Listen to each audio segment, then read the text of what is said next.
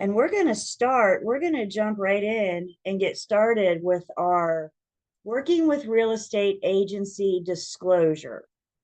So, first off, what did I just say? I said agency disclosure. Remind me what it means to disclose. And I can see your mouths move. Remind me what it means to disclose. Yeah, it means to tell. So if I'm disclosing agency disclosure, then what am I telling you? I'm telling you about my agency status. I'm telling you where I stand in this transaction and or what services my firm can offer you. Remember, we looked at the different types of agency relationships: single agent, dual agent, sub agent. Not all firms have to offer all those types of agency. So we kind of have a duty to first off let the consumer know this is where I stand in this transaction. This is who I represent in this transaction.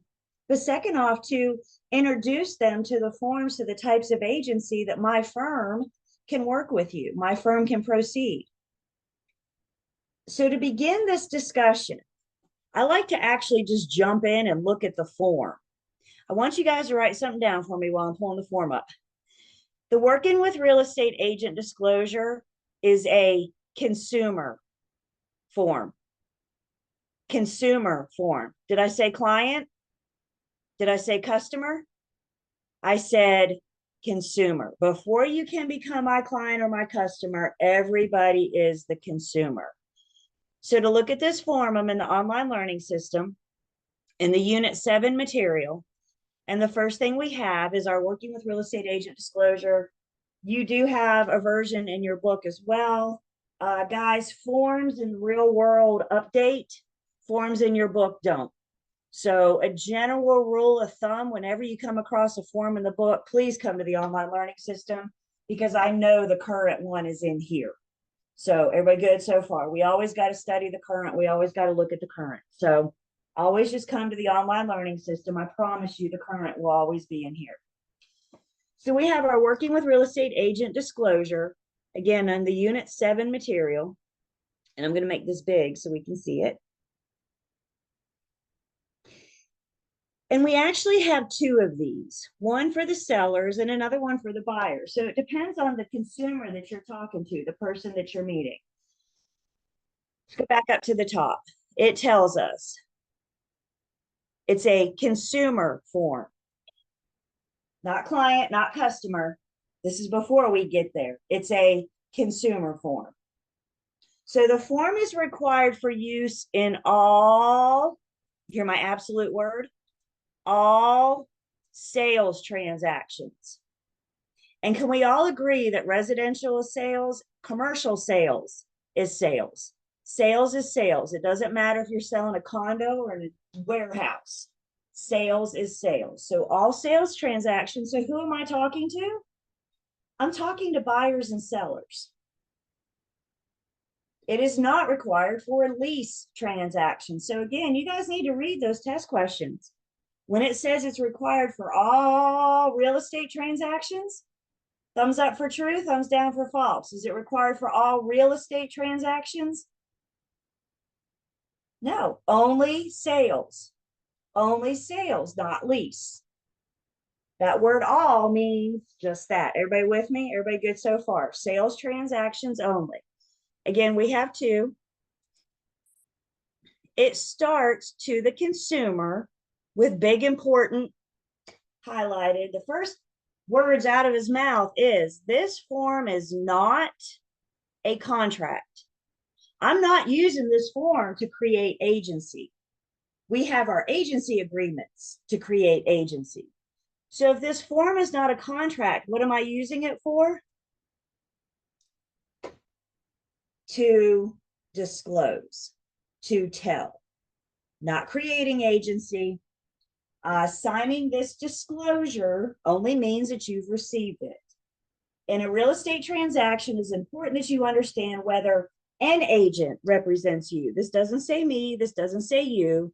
This says any agent. People deserve to have the right to know coming into this if they have representation or not. Real estate agents are required to review this form with you at first substantial contact, and we're going to talk about all this. including first substantial contact, before asking for or receiving your confidential information, and two, give you a copy of the form after you've signed it. This is for your own protection. Check out this third bullet point. I don't think it can get much clearer than this. Do not share any confidential information with an agent or assume the agent is acting on your behalf until you have entered into a written agreement with the agent that represents you. Otherwise, the agent can share your confidential information with others. Remember, the client is the one that gets that confidentiality. The client is the one that gets OCAR, but they don't get OCAR until we form a relationship through the use of a written agency agreement. So we're kind of starting with a warning here, aren't we? Be very, very careful what you tell me, because if you come to me and I'm the listing agent, I represent the seller, right? And my duty, my OCAR, is to the seller. So if you come to me as a buyer, isn't it only fair that I'm upfront with you and let you know very early, I represent the seller. Whatever you tell me, I must share with them. Isn't that only fair? This is why it's a consumer form, you guys. We're catching them early on in the relationship. Again, we're going to break all this down, I promise. We're just looking at what the consumer sees. Then it says, note to agent, check all relationship types below that may apply to the seller. And you can see here we have the seller's agent, also known as the listing agent, dual agent, designated dual agency, and then buyer's agent working with an unrepresented seller. That unrepresented seller is also known as the FSBO. These are the options that the commission allows us to work with sellers. What I'm going to do as an agent is check the boxes that my firm does.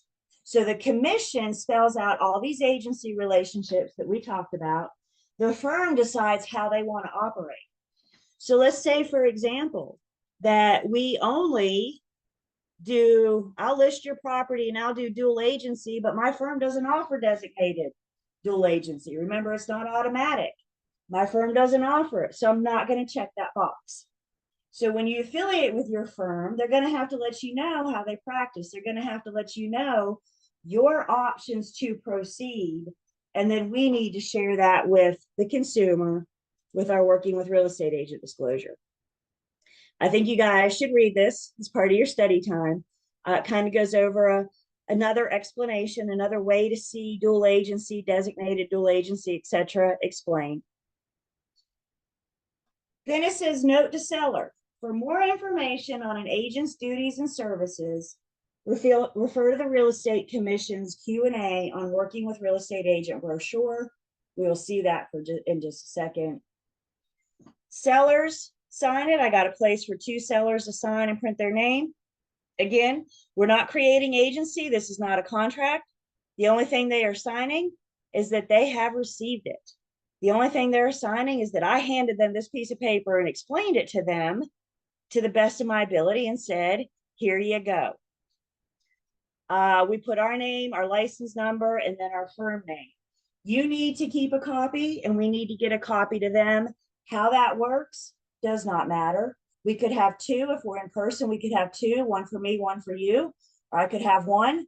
You sign it. I take a picture of it with my phone, and then I give you the piece of paper. Does that make sense?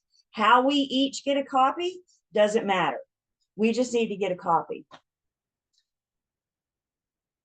I think we've done this. Do we know how many years we have to retain all records? Do we know how many years? Oh, yeah, we do. Do we know how many years we have to keep everything? Yep.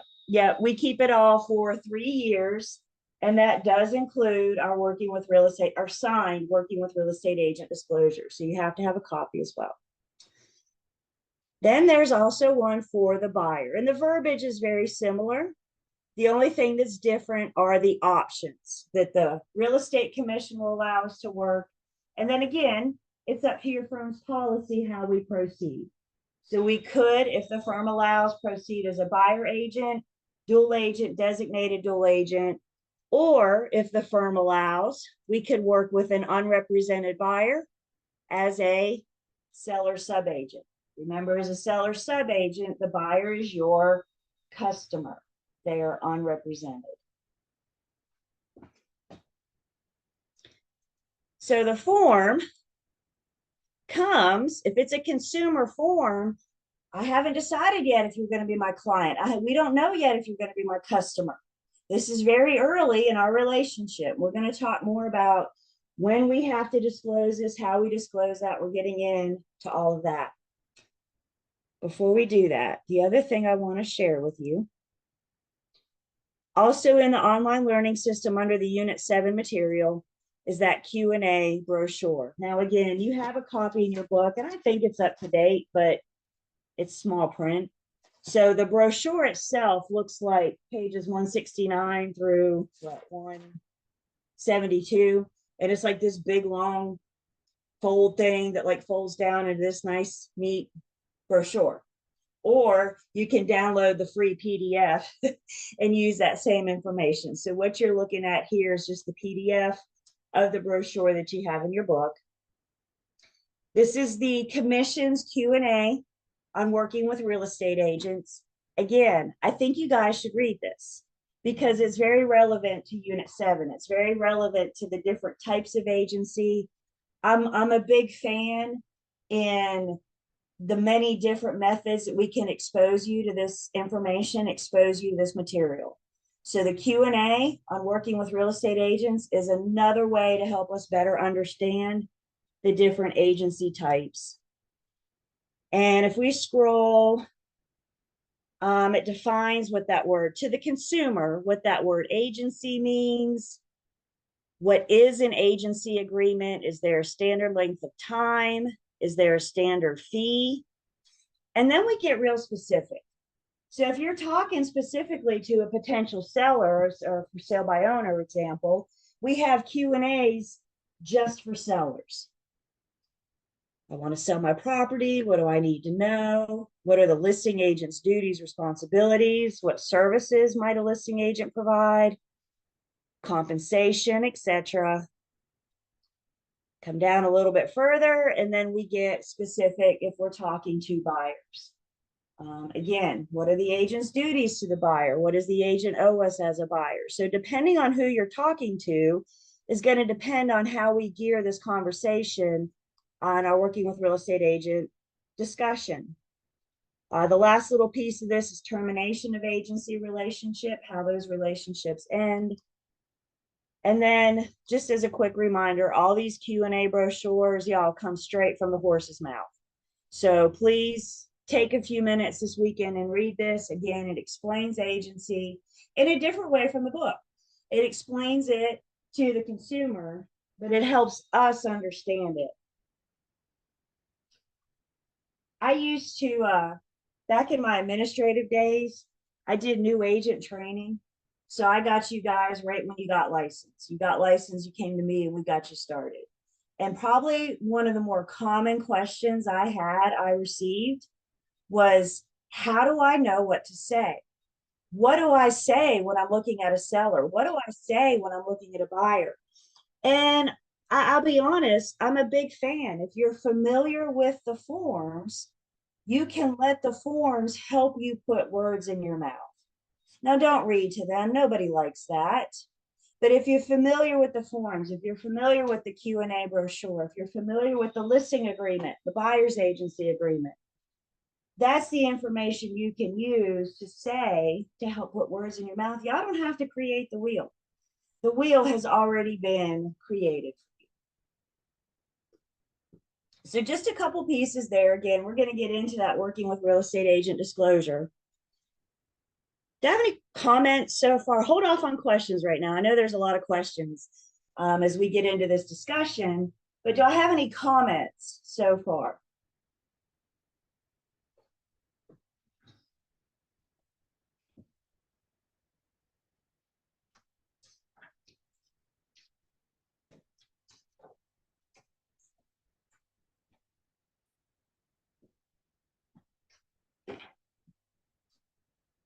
All right.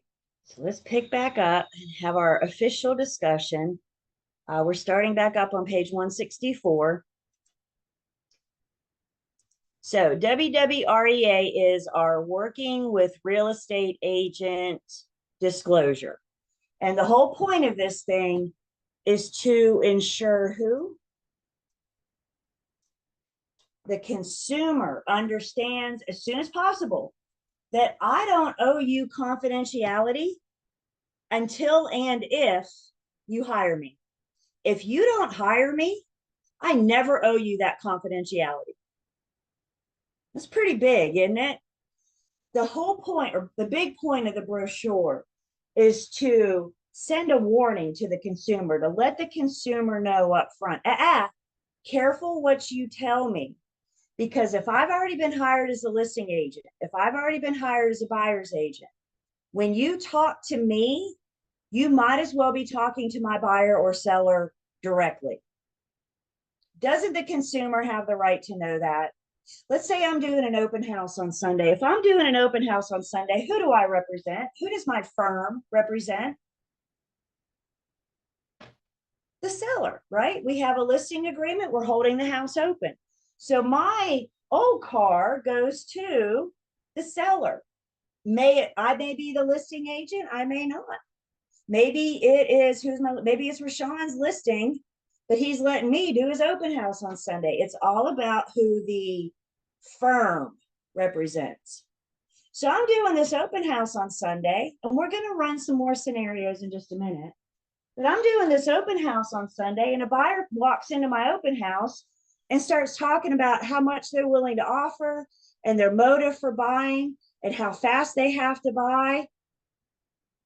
Is it cool just to let them keep talking and then say, well, everything you shared with me, I got to take back to my seller? Is that cool? Not at all. So I have a duty, guys. People love to talk. And specifically, people love to talk about real estate. Have you guys ever been out in the store and some random stranger comes up to you and just starts talking and shares their whole life story with you? And you're like, who is this person? But they're just on and on and on. This is people, you guys. It's my job as the professional to stop them. It's my job to say, whoa. I appreciate what you're getting ready to share it with me, right? I appreciate what you're getting ready to share with me, but you need to know I represent the seller, and everything that comes out of your mouth, you might as well be looking at the seller in the eyeball. We're protecting them ahead of time. We're protecting them from saying too much. We don't want them to harm their own negotiating power. What is the seller here if they find out the buyer has to buy? The buyer's in a crunch and they have to buy within the next 4 or 5, 6 weeks. What is the seller here? In their mind, they hear money, money, money. So we got to stop them. It's all about harming their negotiating power. The second point of the form, the big thing is to let the consumer know, I don't owe you confidentiality. If you never hire me, then I never owe you that confidentiality. The second point of the form is to discuss the agency options. This is how my firm will allow me to proceed. These are our options that we can work together. Remember, the commission gives all of the agency relationships that we discussed on Tuesday. It's up to the firm how they want to practice.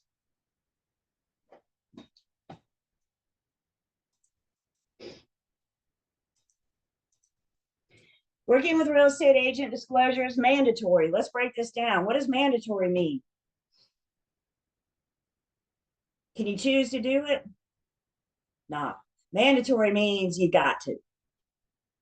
It is mandatory with sales transactions, problem topic, not with all real estate transactions, because it's not required for lease transactions. Thus, it's not required for all, just sales, whenever we're talking to buyers and sellers. I think part of the reason why this is a problem topic, I'll be honest, most of property management is a problem topic because the majority of you are wanting to go into sales. And so you think, why do I care about property management? Why do I care about lease? And the answer is you got to care about it to get through your tests. Once you're done with your exams and you don't have to care about it anymore, you can just focus on sales. But for right now, it's mandatory with sales transactions. And we have this duty to provide and review at first substantial contact. Now we're going to talk about what that means. But again, we're just breaking this down. What does the word substantial mean? Is something substantial? What does that mean to you?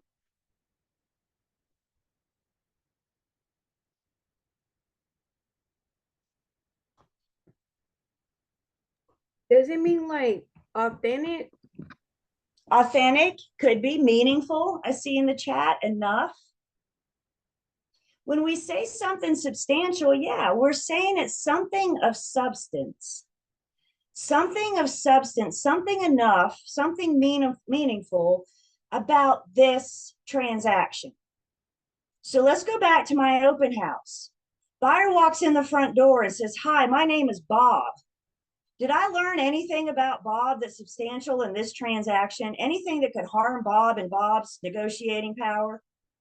No, we just did an introduction. I say, "Hey, Bob, I'm Julie. Thanks for coming to my open house today." And then Bob proceeds to tell me what he had for lunch or what he did prior to coming to my open house. Bless you. This is people. People like to talk. Or Bob's going to tell me what he does after he leaves my open house. Is that anything substantial about this transaction? Did I learn anything about Bob? I know what Bob likes to eat for lunch, and I know what Bob does on a Sunday afternoon. Is that anything that Bob can do that could harm himself in his negotiations? Substantial means I've learned something or I'm about to ask about this transaction. It's all about the negotiating power. So Bob and I have a conversation about the weather, Bob's lunch, baseball, whatever. Nothing substantial has happened yet, and that's what we're looking for. Remember what we said the other day, you guys. We can talk about the property all day long, but when the conversation switches gears to the people, I need your flags going up like crazy. And another reason for this is the working with real estate agent disclosure.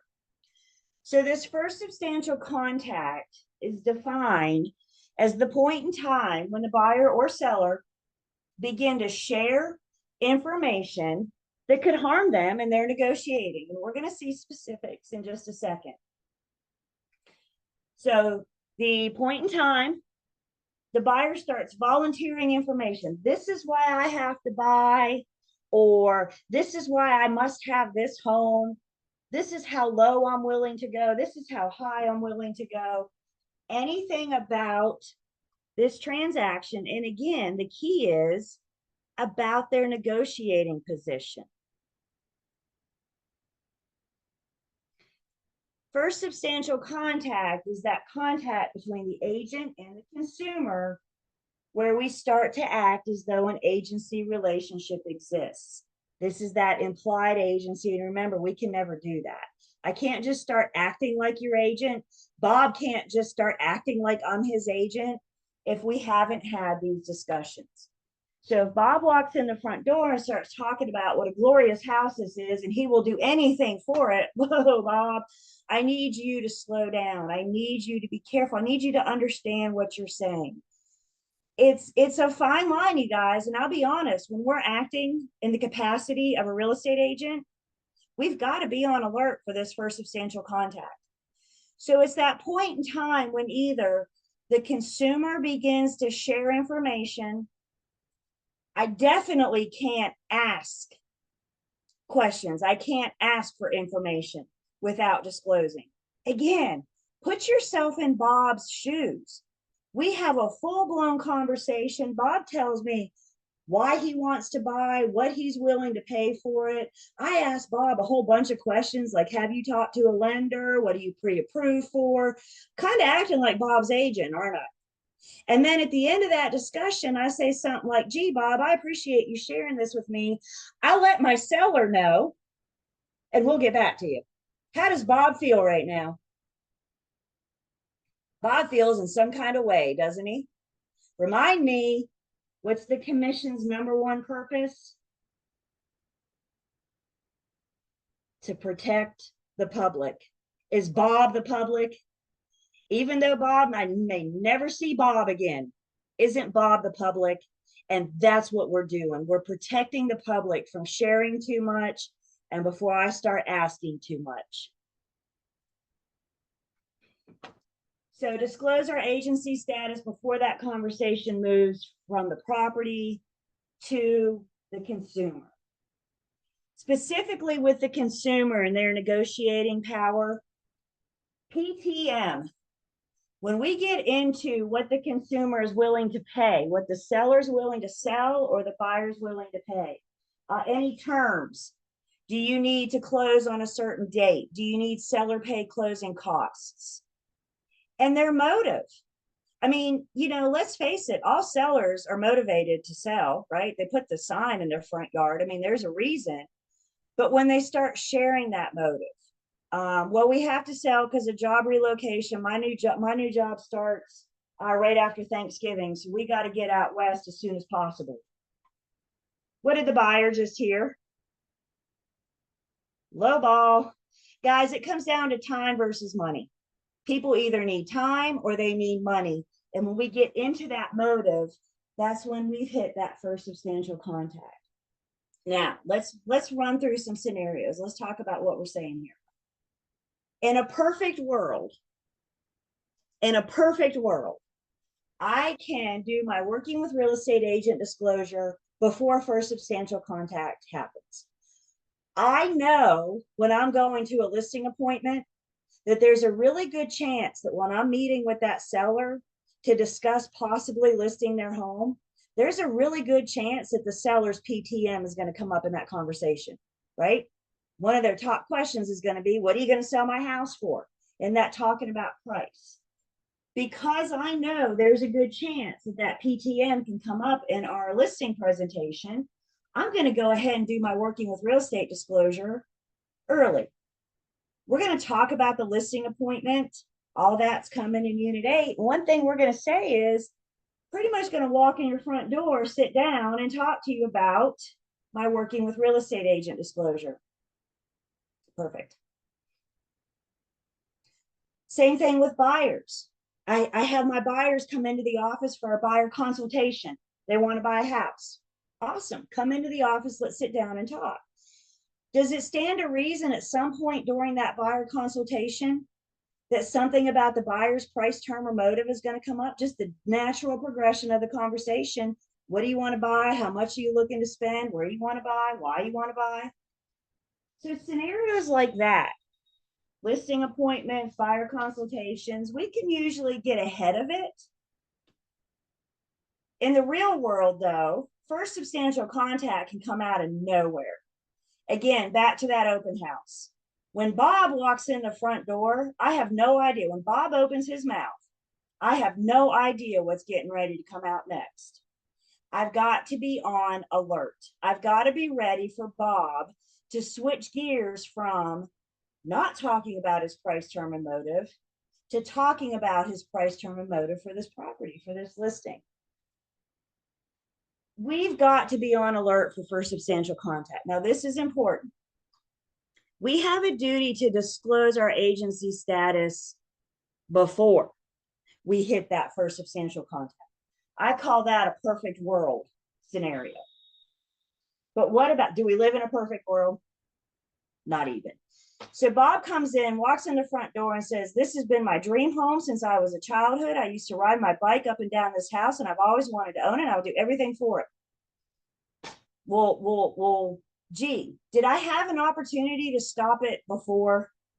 In a perfect world, we can stop Bob before, but because we don't live in a perfect world, sometimes we have to do it at the time of.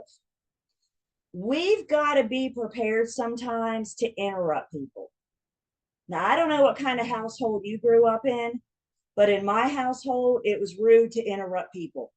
Yes, when they're talking, it's rude to interrupt. In this case, it's rude to let them keep talking. As soon as Bob comes in and says, this is my dream home, whoa, Bob, whoa, I need you to understand that I represent the seller. And anything you say to me, you might as well be talking to the seller directly. If the seller finds out this is Bob's dream home that he's wanted his entire life, didn't the seller just hear a bunch of dollar signs? Didn't they just hear cha-ching, cha-ching, cha-ching? And that's what we've got to help protect Bob. So this agency status before or at the time of first substantial contact, we've got to be prepared to say, please, I apologize for interrupting you, but you need to know what you share with me is just like talking directly to my client, may that be buyer or seller. Anytime we're, and guys, even when you're not acting like an agent, people love to talk about real estate. Once you get licensed and you start telling everybody you know that you have a real estate license, people love to talk to real estate. You'll go to family reunions and Halloween parties and all this good stuff. People want to know how the market's going. They want to know how real estate's going. That's not necessarily a cue for first substantial contact, but I'm on alert. I'm prepared for that conversation to move on to. Everybody's going to tell you they want to buy a house. Everybody's going to tell you they want to sell a house. That's not really discussing their motive. There's a difference in I want to sell one day versus I need to sell today. Do we hear it? Everybody wants to sell one day. Everybody wants to buy one day.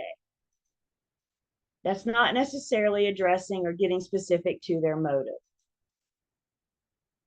So if first substantial contact happens in person, may that be face-to-face, we're going to have these things. I carry these disclosures around in my trunk.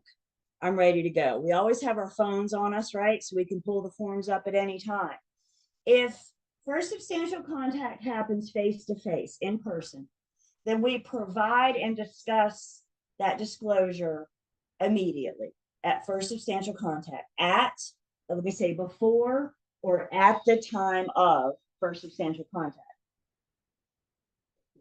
Be on alert though. First substantial contact can happen on the phone. It can happen via email the first time they reach out to you via email. Hi, my name is Bob, and this is why I have to buy. They could do a soft inquiry on your website. We've got to be on alert. I had a listing several years ago, and somebody called into the office off of my yard sign.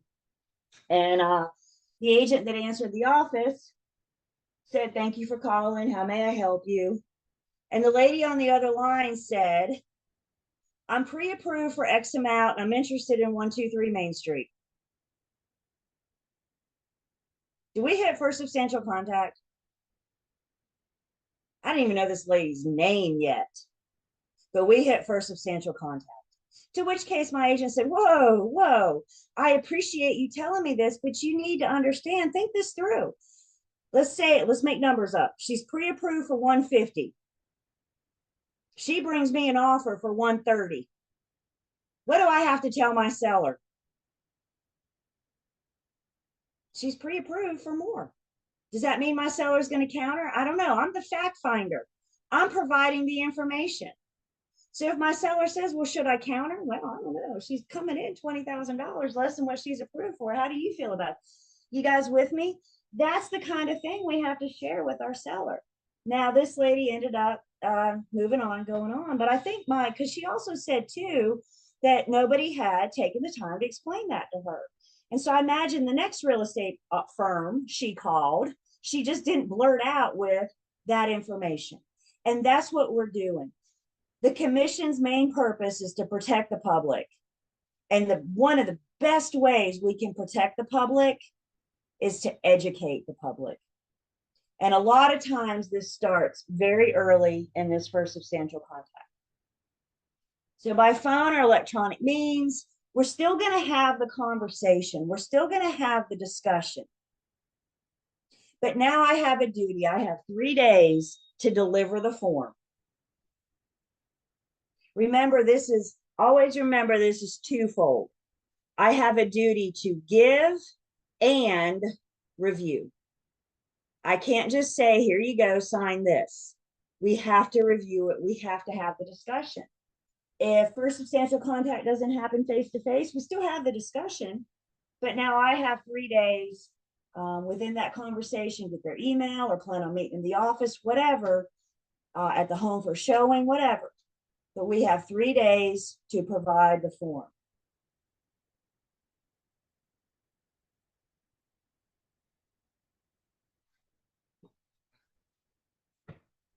Every once in a while, you may have a consumer that will not sign the disclosure.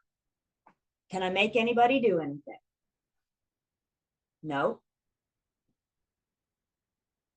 If they're not willing to sign, I'm gonna venture out and say they don't understand what it is that they're signing. They're reluctant to sign because they're hesitant. They think they might be getting into an agency relationship and they may not be ready for that. Guys, this comes back to us being the professional in the transaction and making sure that we're properly explaining what this means. So you do your job, you explain it, and they say, no, I'm not signing that. The only thing I can do at that point is write refusing. Bob refused to sign on this date at my open house at 123 Main Street. As much information about Bob as you can. Remember, this isn't a contract. So if Bob refuses to sign, it's not like we're done. We can continue. All I'm doing is disclosing that agency status and asking Bob to sign off on it. If Bob refuses to sign, I'm going to make that notation and then we're going to continue. We're going to go on. So what if I open house, Bob does sign. I do my working with real estate agent disclosure and Bob does sign. And I did good. I explained to Bob that I don't owe him confidentiality. I even told Bob that talking to me is just like talking to the seller directly. And Bob says, awesome, where do I sign? And I say, sign here, Bob. And Bob signs. So anyway, as I was saying, this is how much I'm willing to offer. And I really need this house right away and da-da-da-da-da. Guys, I've done my job. I've provided, I told them about the confidentiality. If Bob chooses to keep talking, I need to get out my pen and my notepad and take notes because I told Bob what I have to do with this information. I can't do that without having the conversation with Bob first. We got to be fair to Bob. Yes. A question came in about the forms and the online learning system. They all have that little drop down download at the right. It's like a little box with an arrow coming out of it. You can download it, print to a PDF, or print it to a printer.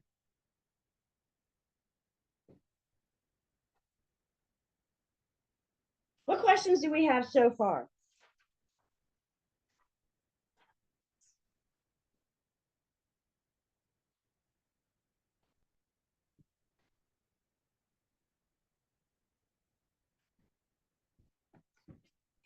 By the way, this takes practice. I promise you the first couple of times you do your working with real estate agent disclosure, you're going to be clumsy. You're going to trip all over it. You're like, mandatory sign. And the person's going to be like, what's this person talking about? The more you do it, the better you get at it. Let's call this your little elevator speech. The more you're familiar with agency, the more you're familiar with the Q&A brochures. Once you do it a few times, you will get better. I promise you. You may want to, your firm may, I hate role playing, but you know what? It works sometimes. Your firm may allow you to role play with other agents.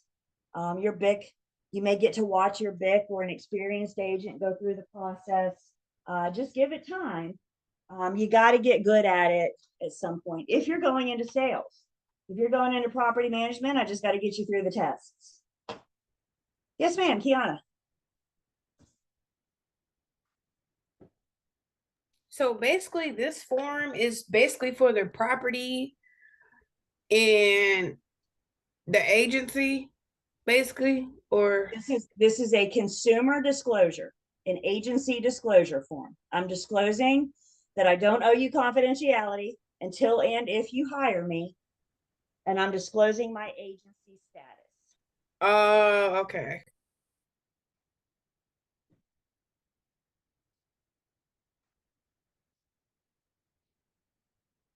Again, you guys, it's my job to explain agency.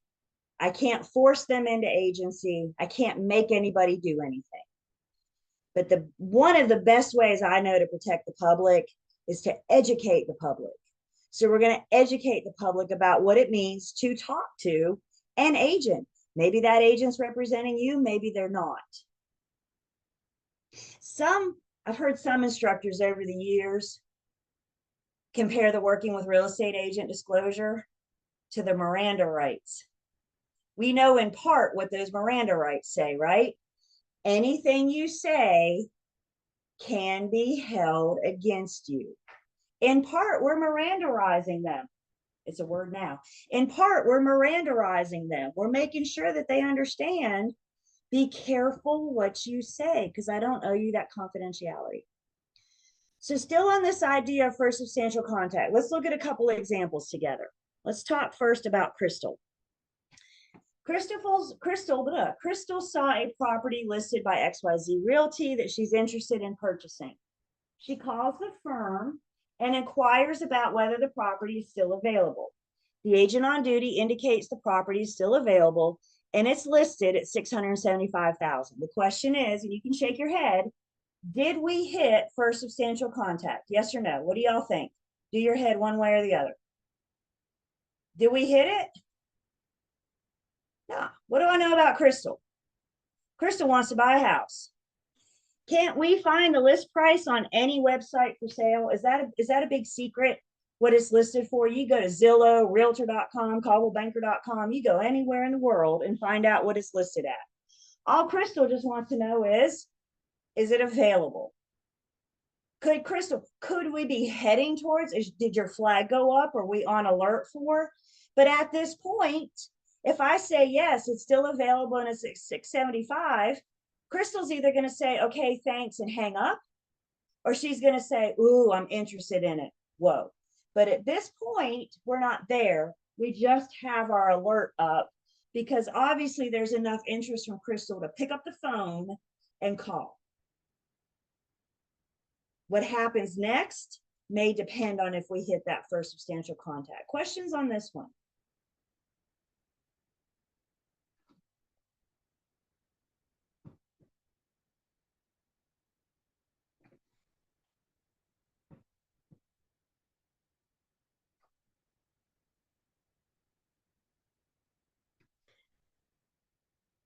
Let's talk about Wanda. Wanda comes to your open house. She's not represented by an agent. She enters the house and is immediately impressed by the floor plan. She asks the agent if the house is available for a quick move in because she needs to purchase within 45 days to start a new job. She's going to send an offer by the end of the day today. Did we hit it? We hit it back up here when she said, quick move in. Did we just learn Crystal's motive? Did we just learn something about Crystal that could harm her negotiations? Because if she came in at lowball, I owe it to my seller to say, look, she needs this house. I think we should counter. I think we should get you more money. Guys, as the listing agent, I'm trying to get my seller as much as I can. As the buyer's agent, I'm trying to get my buyer in as low. Does this make sense? It's all about what hat you're wearing right now in this transaction. So as soon as Wanda says, ooh, I mean, impressed by the floor plan, whatever, that's somebody's opinion. She could come in the door and say, this is lovely, or that's the best kitchen I've ever seen. Does that mean she's ready to buy it? She could just be polite, right? I had buyers, they used to go open housing on a lot, and they always made it a point to find one good thing about the home. I love these guys. And some of these homes, it was a challenge to find one good thing about it, but they always found one good thing. Not enough to make them buy, but enough for them to comment on. That doesn't mean they're willing to buy. Now move forward, quick move in, purchase within 45 days. She's got a very specific time frame. So did we hit first substantial contact? Yes. Wanda, thank you for coming to my open house. You need to understand that I represent the seller. And anything you share with me, I'll present your offer. I look forward to it. But be careful. Honestly, you guys, I should have stopped Wanda here. I should not know this 45-day thing. As soon as she said quick move in, whoa, Wanda, whoa. I apologize for interrupting you, but you need to know who I represent in this transaction. That's all we're doing, is letting them know where we stand in this transaction.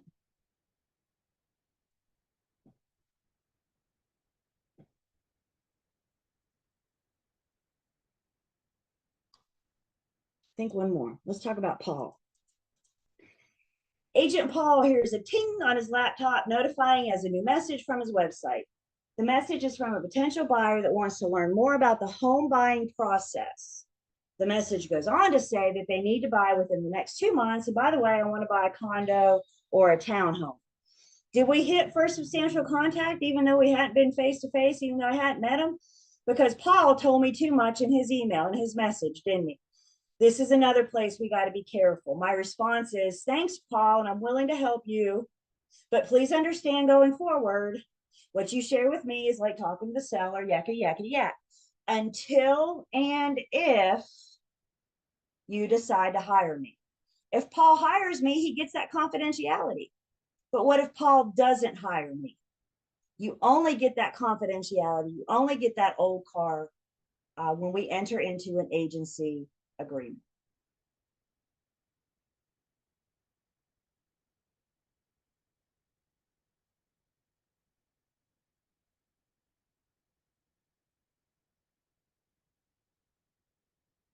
First substantial contact is about the price, term, and motive. Once that conversation switches gears, guys, we can talk about the property. I mean, I could go to there's like thousands of places that homes for sale, websites that homes for sale are listed on. And I'm not making that number up. There are a cajillion, now that number I'm making up. But there are lots of websites that have homes for sale. If you can pull the information from online, we've not done anything. We can talk about the property all day long. Alert flags need to go up when that conversation switches gears to the individual's price, term, or motive. So let's talk about the seller. We mentioned that listing appointment. Seller calls you and says, I want to sell my house. Can we meet? You say, sure. What's your address? So we have an appointment for, I don't know, tomorrow afternoon. We set the appointment. In the phone call, did we hit first substantial contact? All I know is they want to sell their house. Okay, so I got an appointment with them. What if that seller in the phone call had gone on and said, this is why I need to sell, this is how much I need to make, right? Now we've hit that first substantial contact. But most of the time, that first contact, we're just scheduling the appointment. So I go to the house tomorrow afternoon. I've done my research. I looked up all the things we look up, zoning and highways and school boards and taxes and all that good stuff. And I go to the home. I'm going to walk in the door, and that seller, y'all, sellers are proud. This is their home. And that seller's going to want to immediately give me the tour, immediately show me their property. I got to slow that conversation down. Remember, I have to disclose material facts. They don't. Don't they have a right to know that before they start pointing out all the problems of the home? Before they start saying this is broken, that's worked, and this has never worked, right? Directing that conversation. Mr. and Mrs. Seller, I cannot wait to see your lovely home. Before we do that, though, let's sit at the kitchen table or the dining room table or the front porch. I don't care. Let's sit down somewhere and have a discussion. And we're going to talk about that working with real estate agent disclosure. I'm going to let the seller know. You don't have to disclose much. I have to disclose everything.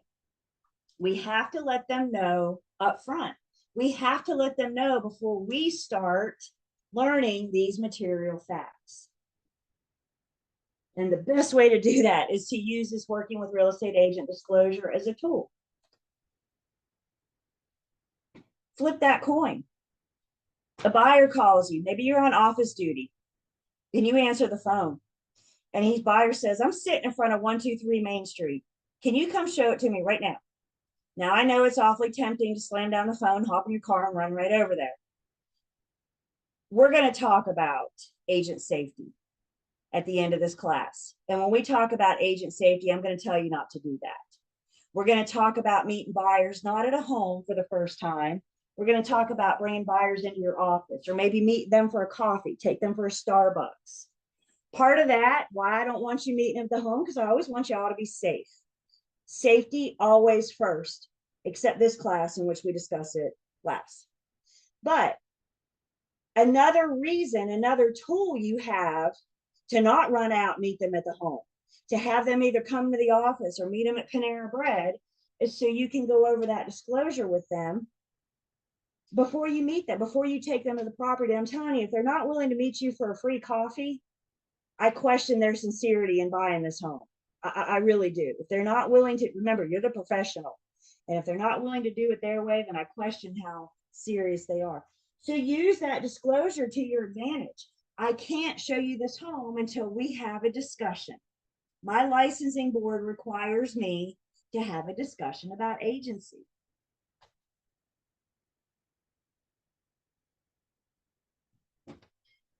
So Commission Rule 58A.0108 is what says we keep everything for 3 years. You do not need to know the commission rule. I just have it there for reference. And we keep everything for 3 years. Remember, these are consumers. Maybe they'll go on to be your customer. Maybe they'll go on to be your client. Maybe you'll never see them again. Not everybody we meet turns into a transaction. Not everybody we meet turns into a closing. No matter if we ever see them again or not, we have a duty to keep everything, including those signed working with real estate agent disclosure brochures, for 3 years. My firm uses electronic documents, and we can create our own folders and everything. I currently have a folder in my account called WWREA 2024. I have one that says WWREA 2023, 2022, 2025 coming soon, right? So each year I have that folder, and every time I get one of these, I plop it in my folder. Maybe it goes on to become a relationship, a client or a customer relationship. Maybe it doesn't, but we still have to keep everything for 3 years. Did she get on her mobile? I'm sorry, her mobile hotspot. That might be an option. I got a little bit more to say about the working with real estate agent disclosure, and we got some more examples, we got some more scenarios, but I'm also seeing that it's break time. So let's take pause. Perfect. Let your brain rest for a second, formulate your questions, and we come back, we'll continue our discussion with the working with real estate agent disclosure.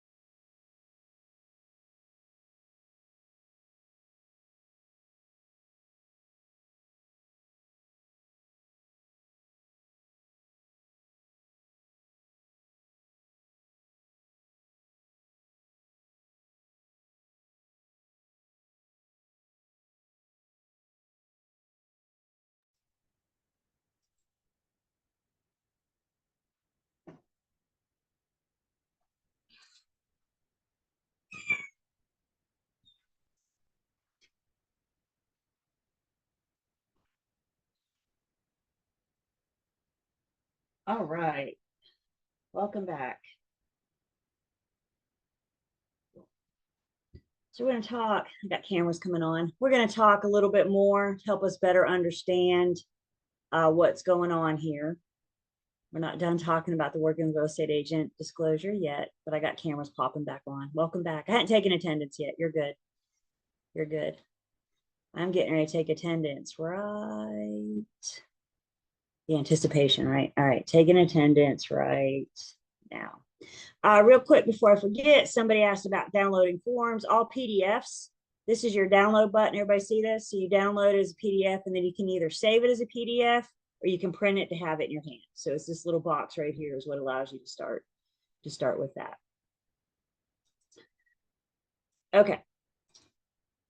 Couple things. I was making notes during break because I want to make sure I covered everything. I'm going to be really honest with you guys. How many of you ever bought or sold a home before? Several of you. I know most of you that have bought or sold it before is probably sitting right now going, I have no idea what this chick is talking about. When we bought or sold, we didn't see a working with real estate agent disclosure. Is that what you're thinking? I know. You know how I know? The majority of the agents in this state don't do it right. The majority of these agents in the state roll it into your agency agreement. Guys, that's not what the commission says. That's not how the commission says we need to do it. And here's the deal. You're not going to, it's very doubtful that a consumer is going to complain on you because they didn't get the disclosure. However, what happens, because this does come up, remember, they print the disciplinary actions. And what happens is a consumer complains about something, and the commission says, hey, while we're here investigating, let's see your signed working with real estate agent disclosures. And you say, I don't have any. Now you got a problem. It's not a problem until it's a problem. And now you got a problem. I have taken attendance. So if you're back from break, please let me know so we can make sure we give you credit for this hour. It doesn't make it okay what the real world does. My agents are well trained. We do it. We do it. They don't have a choice. They don't have a choice. Other agents shouldn't. The commission requires it. And again, you guys, it's not a problem. It's not going to be what causes the disciplinary action itself. But if you're caught, anytime the commission is welcome to investigate your files. So if they get one complaint on you, it's kind of like the IRS, right? They get one complaint on you, you're opening them up for further, and that is where it becomes a problem. Let me share another story with you. This came out of the commission, I don't know, 5, 8 years ago, something like that. Time gets away from me. And there was a commissioner, an actual commissioner, wanting to buy a house. He and his wife were looking at buying. And they were down at the coast and they were out open housing one Sunday. And they went into a property and they were having a conversation with the agent. Again, just because the buyer walks in the front door doesn't mean we need to bombard them with the working with real estate agent disclosure. We don't want to scare them away. But the commissioner walked in the door of the open house and started talking to the agent. And the commissioner felt that they had reached that point of first substantial contact. And the agent did nothing. And the commissioner said, is there something you need to discuss with me? And the agent said, nope. He said, nothing you need to disclose? No brochure you need to get? Nope, ship shape, we're all set. He gave her three opportunities to do the working with real estate. And after the third time, he said, hi, my name is, and I'm a commissioner with the North Carolina Real Estate Commission. What do you think that agent did?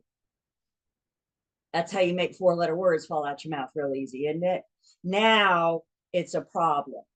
Guys, I need you to treat all consumers as if it was a commissioner. I need you to treat all consumers as if this is somebody that knows what's up and somebody could proceed. He had no choice. It's not like he could say, don't do it again. He gave her 3 opportunities. I think the other thing I want to say, I want to make sure we're clear on. It's okay to do it too soon. We don't want to scare them. And guys, especially buyers, we're going to talk about buyers. Buyers are like these timid little creatures that get scared easily. So we don't want to do it too soon and scare them. But then again, you don't want to do it too late and harm them. That first substantial contact, that commission rule says before or at the time of. After is too late. Does everybody hear my words? Before first substantial contact or at the time of, please stop talking. After first substantial contact is too late. You still need to do it, but I've already learned stuff and I'm already contractually obligated to the seller. I've already told the seller, when I bring you this offer, I'll share everything with you that I know about this buyer, about this seller, or about this buyer. The other thing I think it's important that we understand, again, it's just a disclosure. Remember, it's just a disclosure. I'm not creating agency. All I'm doing is letting you know where I stand in this transaction. I don't owe you confidentiality and the capacity that we can proceed. At this point, once we've done the disclosure, commission rule says that at this point, we need to determine how to proceed. I need to know if, one, this consumer is getting on my plane, and if they are getting on my plane, where are they going to go? Are they going to be a customer or are they going to be a client? Because that helps dictate how I proceed with them. Do I owe you old car? Or do I owe you fairness, honesty, and the disclosure material facts? I'm looking at lots of ceilings and walls. Can we adjust our cameras? Y'all have lovely ceilings. You really do. I don't want to see your ceiling. I want to see you. So commission rule says we do the disclosure. That's step one, always step one. Just get it out of the way. You know you have to do it. And it's what protects the public. It also prepares us. We can have these discussions about how we're going to proceed. The consumer doesn't get the client customer thing. That's not their job. That's not their job to get that. It's our job to explain that to them. It's our job to make sure that they understand what these duties are. And it all starts with the working with real estate agent disclosure. Yeah, you're good. You're good. What questions do I have? Working with real estate agent, first substantial contact. Anything about this agency disclosure?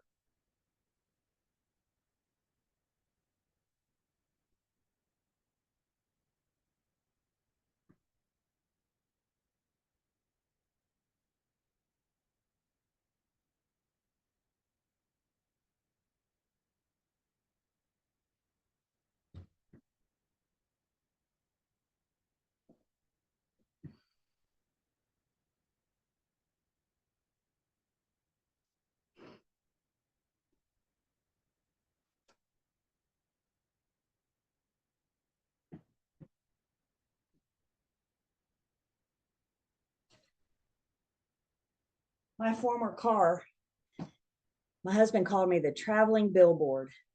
My back windshield had my name, my firm, real estate professional, phone number, and email address.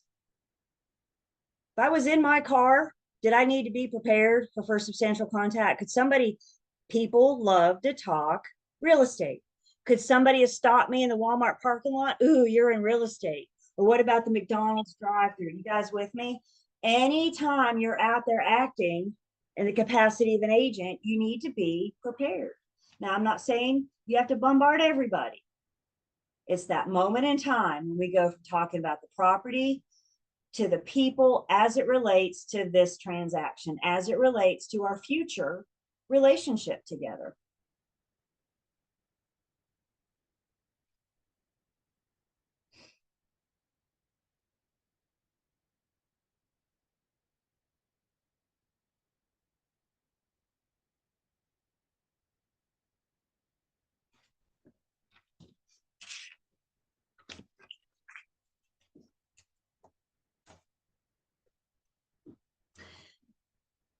So first substantial contact is mostly when we disclose. So the Commission Rule 58A.0104, straight from there, which is the one that's in the Julie folder that I asked you guys to read. So when do you disclose who you are? Anytime you are talking to a prospective buyer or seller, they want to talk to you about selling their home, they want to talk to you about buying. Remember, this is sales transactions only. So we're only talking to buyers and sellers. Commission Rule 58A.0104 says we have a duty to disclose my agency status at first substantial contact.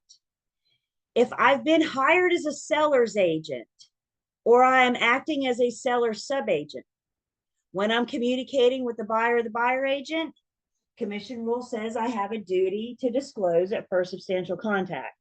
This last one is where it gets a little different.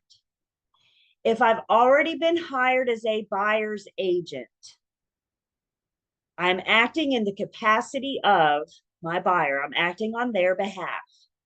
I have a duty to disclose who I am to seller's agent at initial contact.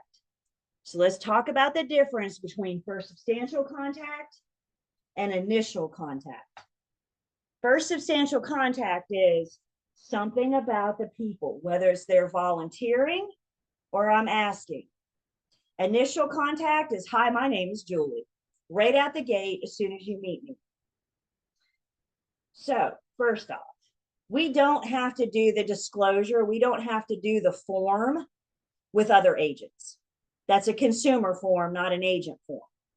But if I am talking to another agent on behalf of my buyer or seller, they deserve to know who I'm speaking on behalf of.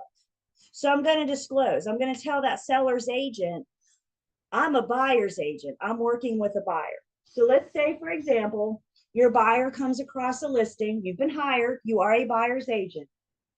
And they come across a listing that they want to see, but they have a couple questions. Maybe they don't want a home that had dogs in it. So I have a material fact on my hand.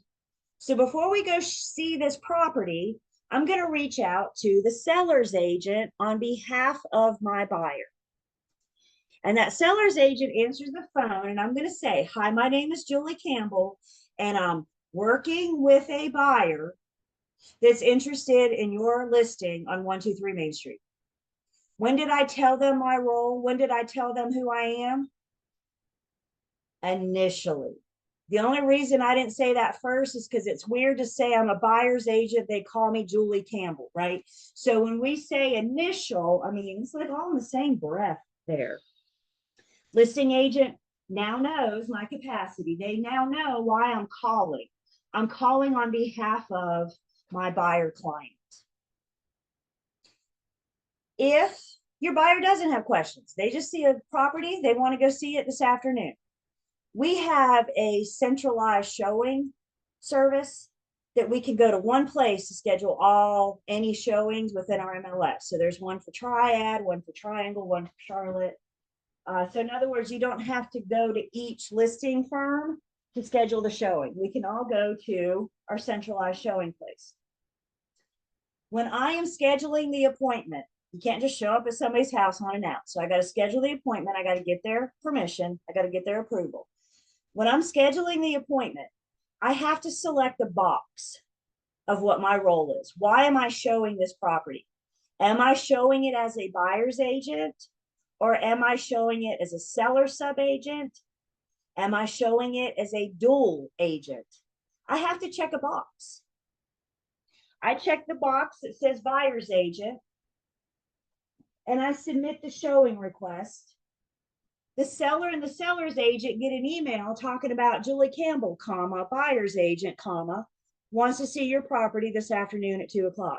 When did they find out my role as a buyer's agent? At initial contact.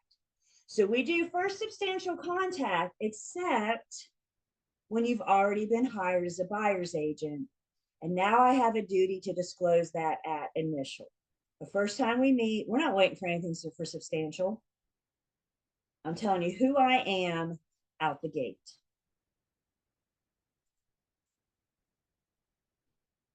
Questions?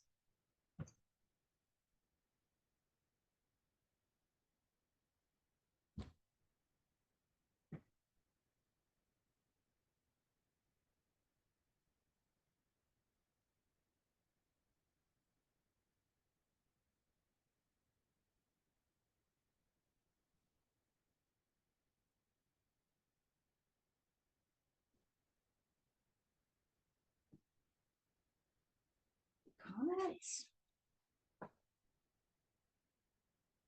How do we feel about this?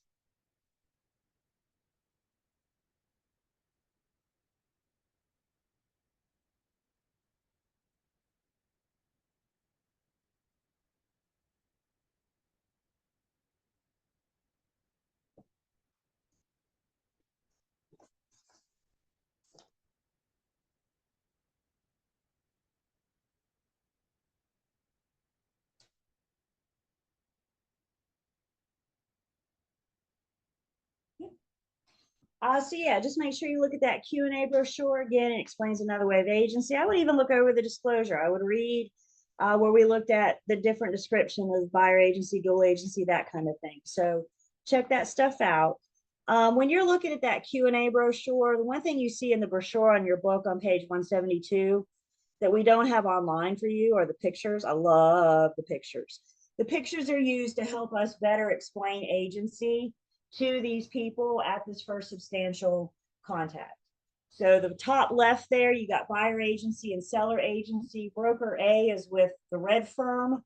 Broker B is with the blue firm. It's pretty clear that this is two different firms, one working directly with the buyer, one working directly with the seller. The image at the top right is dual agency. Now I got both agents working with the red firm, but remember, dual agency is all about what? Dual agency is all about the firm. So you see, you got the two agents in dual agency, but they're holding hands because we're all in this together. The firm is all in this together. Bottom left, single agent, dual agent. You just got one agent, one firm holding the hand of both. And then bottom right, your designated dual agency. Two agents still with the red firm, but now they've dropped hands. These guys look awfully similar to these guys. Now they've been designated, they're no longer holding hands. That exclusivity comes back.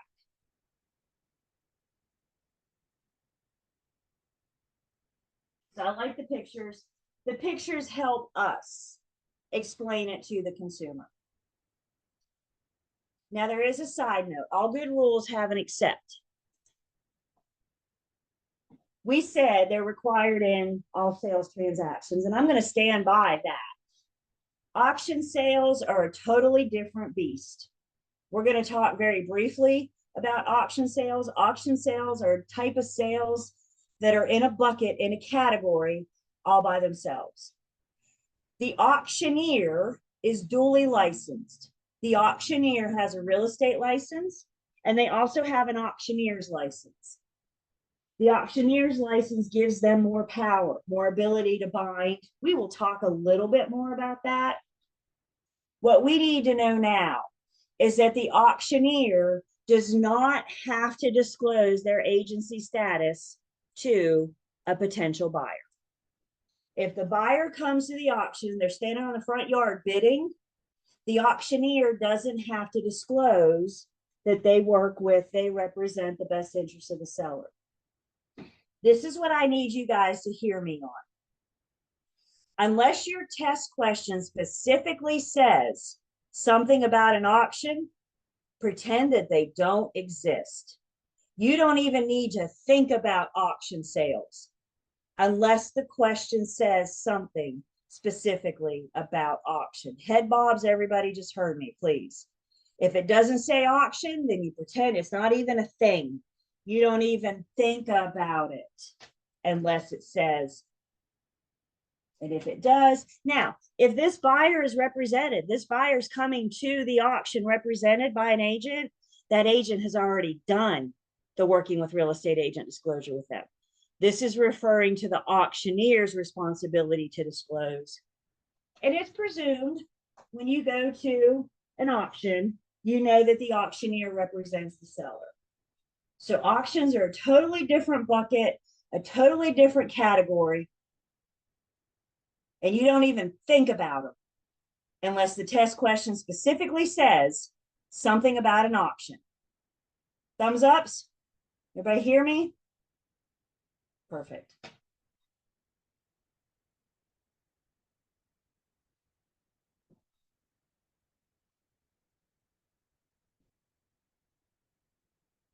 just keep communicating with me.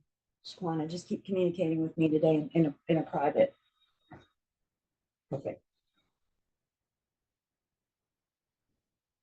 Thank you.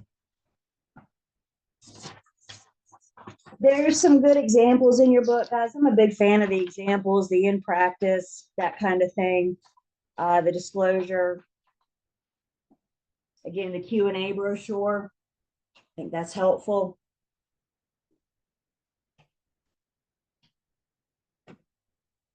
Before or at the time of first substantial contact.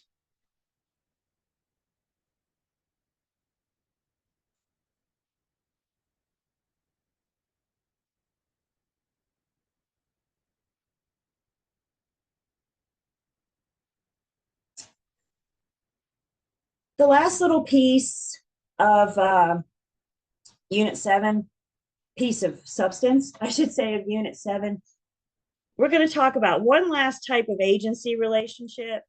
But before we do that, we need to do a quick reminder about express versus implied. We've seen this, we've talked about it. What we need to know about express is that the terms have been clearly stated. Express is the only type of agency relationship in North Carolina that's allowed. Maybe those terms have been stated in writing, maybe they've been stated orally. Implied then means you just start acting like somebody's agent without having the discussion. So remind us of this to take us into this last piece of Unit 7. And this last piece of Unit 7 is something called oral buyer agency. I want you guys to do something for me. Let's do an exercise together. Close your right eye, wink at me, close your right eye, hold up your left hand and hold up your first two fingers of your left hand. Take those two fingers and cover up the word oral. What are we looking at? What are we dealing with? We are dealing with buyer agency. Everybody in a private chat, tell me, what duties do I owe in buyer agency? What do I owe a buyer in buyer agency? Private chat.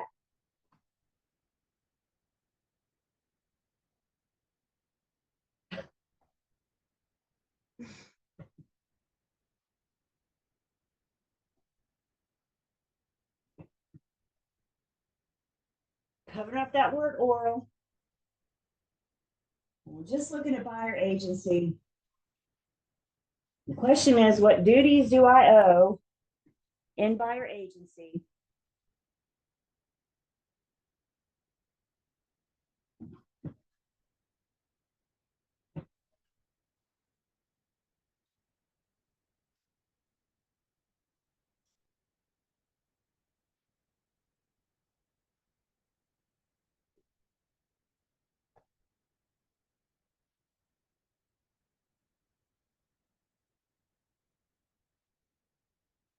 Anybody in?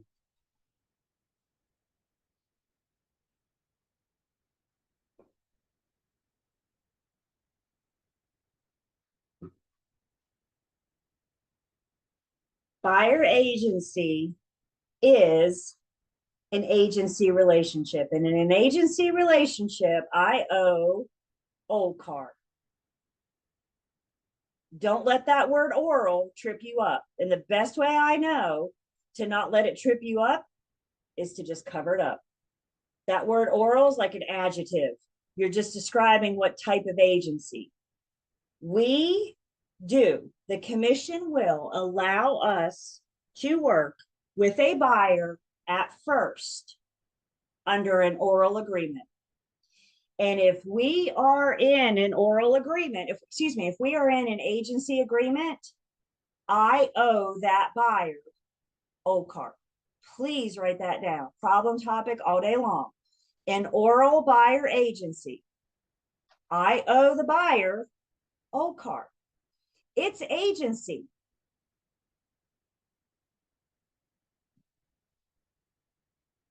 How do we get away with this, you're asking? Because oral buyer agency is an express agreement. And an express agreement means that the terms have been clearly stated. Maybe those terms have been stated orally, maybe they've been stated in writing. In this case, the terms have been stated orally. Remember a few minutes ago, we said, and I'm serious, buyers are like these scared, skittish little creatures. They're like forest creatures that run away easy, right? Buyers. The commission allows us to work at first in an oral capacity as an oral buyer agent with the buyer to help build that trust, to help build that rapport, to help form the relationship. The point that we have to put oral buyer agency in writing is when I'm ready to present an offer on somebody's behalf. I cannot present an offer for you to buy on your behalf without putting that relationship in writing. I am allowed to work with an oral buyer at first. We can go out, show property, we can discuss, we can talk about getting pre-approved, we can go through all that as an oral buyer agent. But remember, the key, the trick is that it is express. I can't just start acting like their agent. That would be an implied agency. Implied is never allowed. So we've created agency orally. We have a handshake agreement and we can proceed. We can go on and on under this arrangement until the time the buyer's found the one. You write the offer on their behalf. Before I can present their offer to the seller or the seller's agent, we've got to put this agency agreement in writing. If nothing else, they don't owe you any commission until you have this agreement in writing. They owe you nothing. I owe them old car. They owe me nothing because we don't have this arrangement in writing. So if nothing else, put it in writing to protect your commission. Create that agency agreement. So oral buyer agency is an express agreement, which means the terms have been clearly stated. We reduce that buyer agency agreement in writing before I present an offer on someone's behalf. There's a couple caveats. Oral buyer agency cannot mean exclusive. Exclusivity and agency is a very important word. Exclusivity and agency is a very important word. Let me ask you guys something. If you're dating somebody exclusively, how many people should you be dating? You should be dating just one. Women are always faster to answer that than men. I'm just saying, I've been paying attention to that. If you're dating somebody exclusively, you should only be dating one person. I cannot commit the buyer to date one firm under an oral agreement. Oral buyer agency is non-exclusive, which means the buyer can date as many firms as they want. Putting that in writing solidifies that relationship. So it cannot be exclusive. If you demand exclusivity, you got to put it in writing. The other caveat about oral buyer agency, it cannot be for a specific period of time. So I can't say you and I are going to work together for 2 weeks or 2 months. If I attempt to put a timeline on it, I've got to put it in writing. So an oral buyer agency, we owe OCAR, we've created it, express agreement. I cannot demand exclusivity. I cannot require a specific period of time. This is another one of these things you guys tend to get in your own way. Hear me out. You tend to get in your own way. Some of you may be sitting here saying, I'm never going to do that. If I'm working with a buyer, they're going to sign an agency agreement up front with me. You may affiliate with a firm that doesn't allow you to work as an oral buyer agent. The firm may say, whenever we meet the buyer, we got to put that in writing. Where do you get in your way? Because the real estate, the exams are not asking you what you're going to do. They're going to ask you what you can do. Can you work with a buyer at first under an oral buyer agency agreement? Can you? Everybody shake your head yes. Don't worry about what you're going to do until you get your license. Everybody good with that? And I hear you guys. I'm not guaranteed a commission in an oral buyer agency agreement. I'm not guaranteed that the buyer's not sharing me with other agents. Guys, there have been cases out there where the buyer contacts 2 or 3 agents, says, this is what I'm looking for. The first one to find it for me wins. And we can all be out there working for that buyer. And the first one to find them the property is the one that's going to get the exclusive buyer agency. When you see exclusive buyer agency, you know that it's in writing. How do you know that? Because oral is non-exclusive. Everybody just hear me. Words matter. And that word exclusive means a whole lot. Exclusive means it's in writing. Somebody said in the chat, I love it. I'm going to go, well, here it is right here. Somebody said in the chat, perfect. Agency is the key word. We're in an agency agreement. We're in an agency relationship. So what do I owe you? I owe you old car. I want to come out of this for, whoa, what was that? I want to come out of this for just 1 second. We got some scenarios to run. But I do just want to look at the online learning system. I'm still in the Unit 7 material. And what I have here is just a sample oral buyer agency letter. What do we document? Everything. So if you're creating agency orally, don't you want some kind of backup? Don't you want some kind of document? So an email or a sample letter such as this, I'm looking forward to working with you. As we discussed during our review of the working with real estate agent disclosure, doesn't that imply it's already been done? As we discussed, we've already had this conversation. A buyer has several choices. You've indicated your preference that I begin working with you as a buyer's agent under an unwritten agreement, which is permitted to the certain point in this relationship. The purpose of this letter is to confirm the most important terms of our agreement. I will act as a buyer's agent for you on your behalf of our firm. I will assist you in finding a property. This agreement is non-exclusive, which means the buyer is free to date as many firms as they want to. They're not committed to just us. I will show you property. If you become interested in one, then we have to put it in writing. We can even get oral consent to do or not to do dual agency. If this oral buyer wants to see a property that your firm has listed, I need to get their oral permission to do dual agency. Don't wait till they've fallen in love and say, by the by, you got to share it with me. You got to share me with the seller. Have the conversation. Can they change their mind orally? Yeah. Orally? Yeah. In writing? The only way for them to change their mind in writing is in writing. Basic contract law. Yep. The only way to change. But if we're under an oral agreement, today they could do dual, tomorrow they could say no, to the day after that, they could say yes. Again, I'll let you guys read this, but the other thing I want to note, who signs this?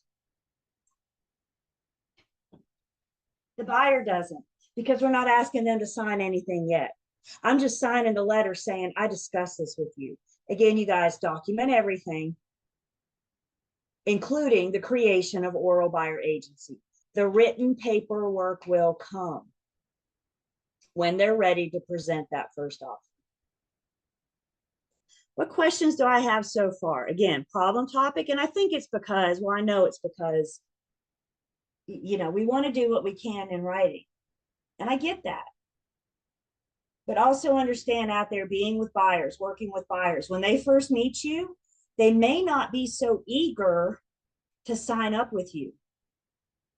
So we got to build that trust. Does that make sense? We got to build their trust. We got to build that relationship.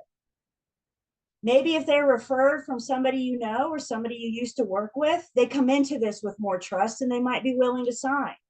Maybe they just met you, they saw you on your website or something. And they got to get to know you. They got to get to know that they can trust you. Let's see, an oral buyer agency, the buyer is the client. Yes, perfect, thank you. An oral buyer agency, again, cover up that word oral. Whenever y'all see that, just cover it up. Now I'm dealing with buyer agency. The buyer's the client. They're in first class. And I owe them coach. I mean, I owe them old car. Sorry. First class. First class. And I owe them old car.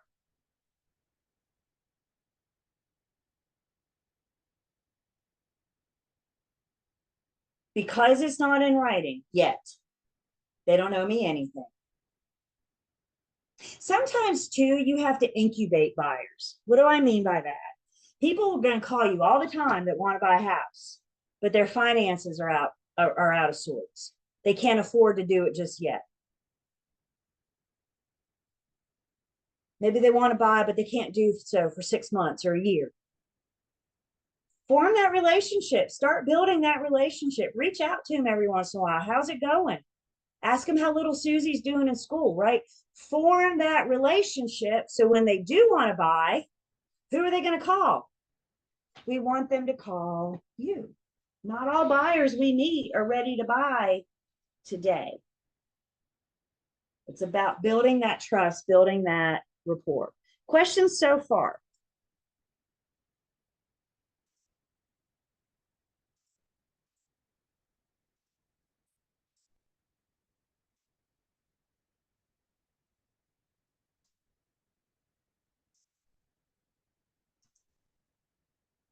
Again, maybe you're not going to practice oral buyer agency. I know lots of agents that don't. I also know a lot of firms that don't allow it. Not going to be what your test is asking you. There's real world versus pre-licensing world. In pre-licensing world, can you be an oral buyer agent? Yes or no? Shake your head. Can you? Yes. That's the answer to your test question.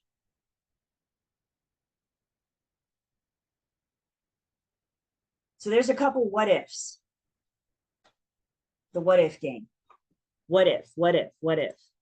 What if you're in an oral buyer agency relationship, your buyer finds the one, and you're ready to present that offer? You've written it up based on your conversations. You guys have done all that. By the way, that's coming next unit, or 10, I guess, future units. But you've had that conversation, you've written up their offer, and the last thing you have to do is present it. And that buyer says, yeah, no, I'm not signing that. If they don't sign it, I can't present the offer. Everybody with me? We got to put this in writing before I present. So is it over? Not yet. Hang on. It's not over yet. If they refuse to sign, we have a couple options. We're going to look at our buyer's agency agreement, and we're going to see that I have, we can select our location. Where am I going to help this buyer buy? Is it the Triad? Is it Forsyth County? Or is it 123 Main Street? I can create a written buyer agency agreement for one property. And if I do that, that allows me to present the offer on your behalf. If it works out and the seller accepts, I got you. If it doesn't, we're still an oral buyer agency. We go back out looking for other properties. If they're reluctant to sign, I'm going to venture to say they don't trust something about you. It's something about you that they're not willing to say, give me the pen. So maybe you need more time. Maybe you need to spend more time. Maybe you need to have that conversation. What can I do for you to trust me? But if they really, really want this house, where it stands right now, I've got to get something in writing. So we can do buyer agency just for one property, just for one address. No, I'm not signing, Julie. I told you that. I'm not going to touch the pen. I don't care if it's one address for all of the addresses. I'm not signing. Well, we could switch them. I could downgrade them from first class to coach. They've been my client. They don't want to sign. So the only way for me to present this offer is to downgrade them to a customer. This comes with a big, big warning. There's a couple things to consider. First off, as we discussed with seller subagency, the seller and the listing firm have to allow it. So don't even make that an option until you reach out to the listing agent and say, would you be willing to accept an offer from a buyer customer? The listing firm says, yeah, sure, we'll take buyers from anywhere. Now you got to go to your buyer and you got to give them the warning. When you offer to downgrade them, you're offering to move them from first class to coach. You're offering to move them from client to customer.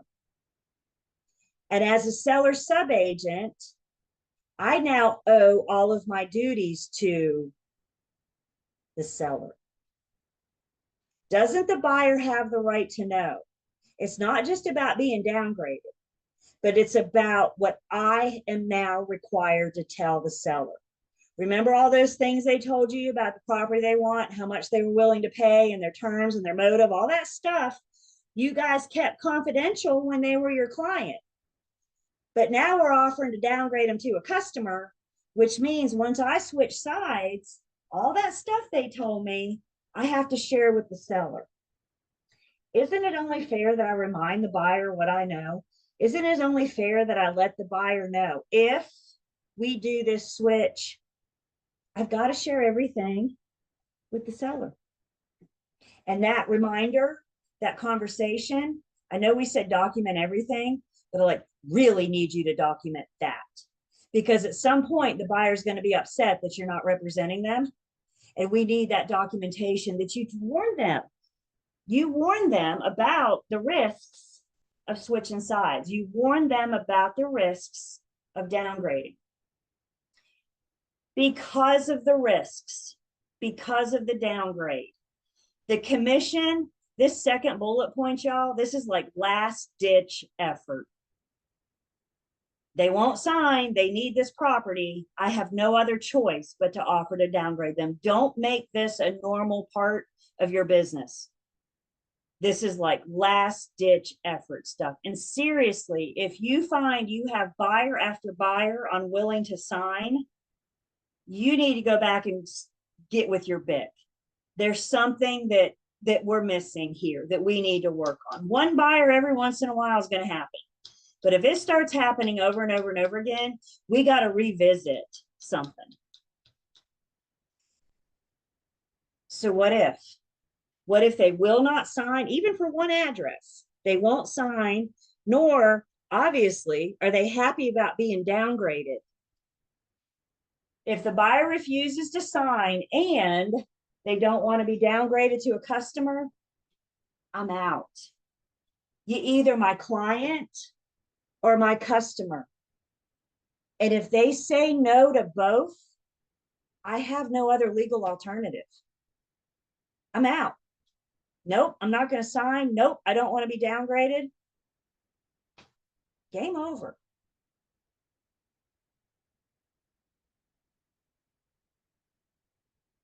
Questions on this? What do we think about this?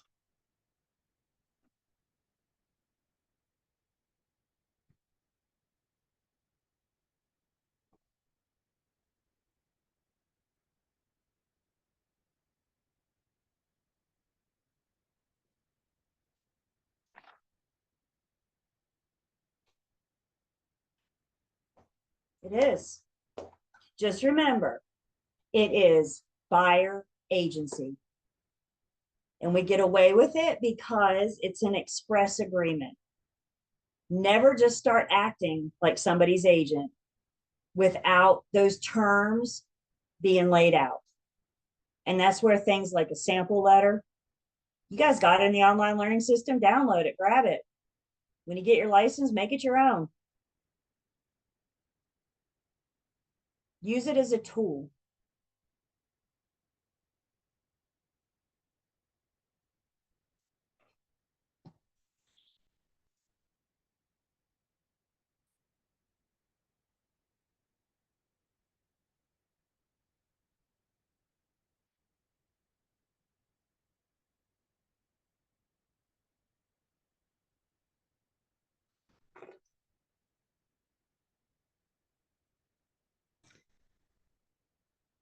As mentioned, because I'm in an oral agreement, I can get their oral consent to do or not to do.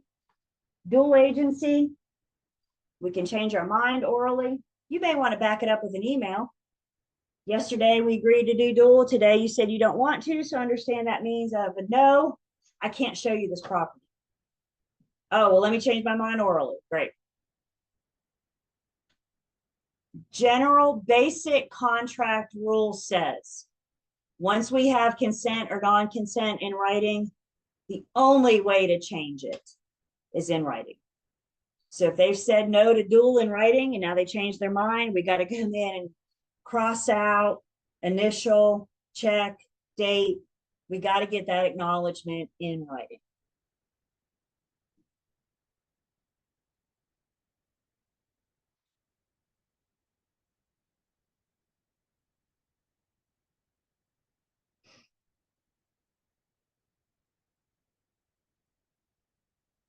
Questions?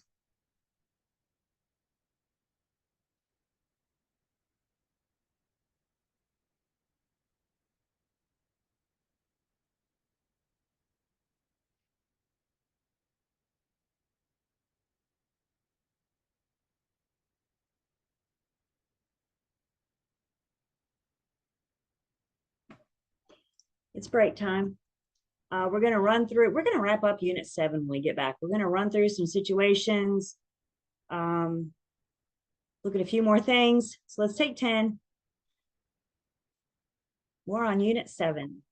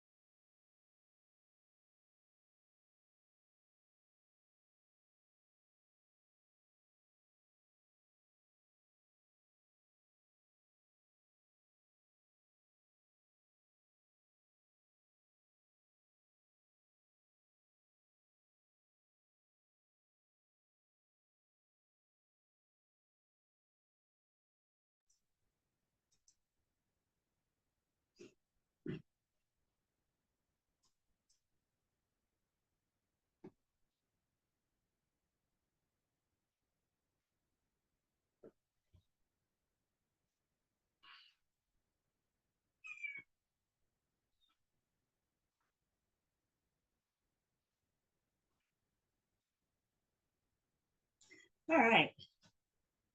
Welcome back. Still see lights on. So we're still keeping power. It's like our second tropical storm this year, isn't it? At least in our neck of the woods. Now, I got like over 3 inches at my house the other night. I don't know what I'm going to do if we get any more. I guess I'll float away. But all right, cameras are back on. So I am taking attendance. Oops, Cece, I got you. You're in. Ooh, where are you in general? Hickory. All right, let's run through a couple scenarios, situations together, kind of start wrapping up Unit 7. I got several things for us to. By the way, the last part of Unit 7 on page 175, it's called Nature of the Brokerage Business.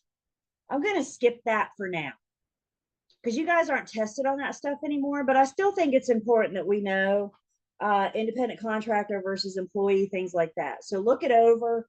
We're going to discuss it. At the end of Unit 10, we start talking about your application for your license and how do you apply for your state exam and da-da-da-da-da. So we'll pick that back up then, but I'm going to skip the rest of Unit 7 for now. Fair enough? Stick to testable material. But I do think you guys need to know that difference. So what we're going to do for the rest of Unit 7 then is just kind of run through some things to kind of help wrap all this up. Unit 7 is a lot of information. I mean, think about how much time we've been in this unit, right? Just about as much time as we spent in the first 6. So again, I hope I have stressed the importance of Unit 7. I hope I have done that. And this is all about those agency relationships and the different ways that we can work, working with real estate agent disclosure, etc. So let's run through first off a couple situations. Let's see what you guys think. We got a listing agreement that does not authorize dual agency. The seller has said no. Buyer's agents in my firm or agents in my firm can't bring their buyer client. Everybody with me so far? No to dual agency. In-house is buyer customer only. Consumer contacts listing company to see the listing. The broker goes over the working with real estate agent disclosure, offers to show the property as a seller sub-agent, cautioning the buyer that nothing the buyer reveals is confidential, and the buyer should act if they are talking directly to the seller. If the buyer agrees, the broker provides written notice to the seller sub-agency and shows the property. What, if anything, did this agent do wrong?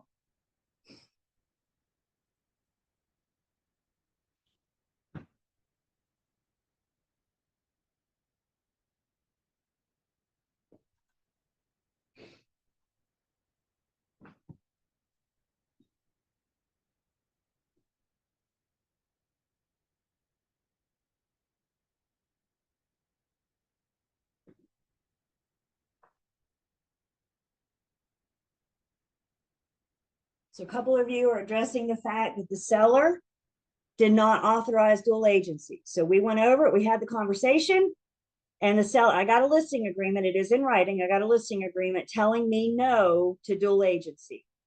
Guys, in this case, the agent did everything right. For this property, they cannot show it as a buyer's agent.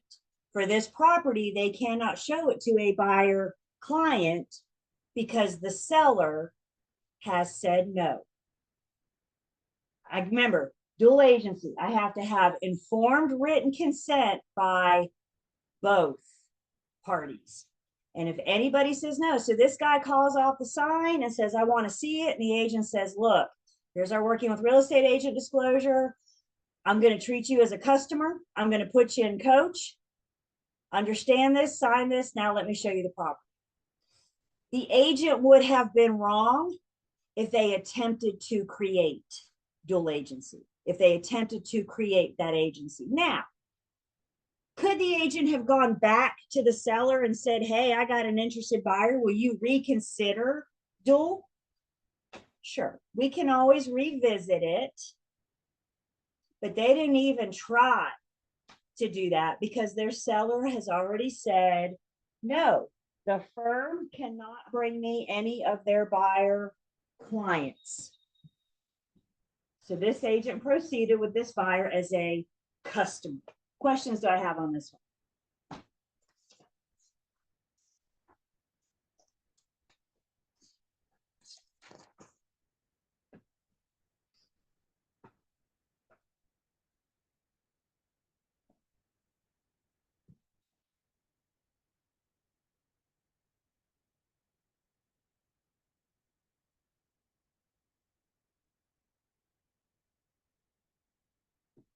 Right? That was fun. Let's look at another situation. Again, listing agreement does not authorize dual agency. Seller said no. A broker in the company is working with a buyer under an oral buyer agency agreement. So we've been out with this buyer under this oral buyer agency agreement, which means I owe them old car. Now, all of a sudden, the buyer wants to see the company's listing where the seller has already said no. Knee-jerk reaction is, I can't. I cannot show you this listing because the seller has said no. But remember, you guys, the seller can change their mind. So the first thing we'd want to do in this scenario is run dual agency by the buyer if we haven't already.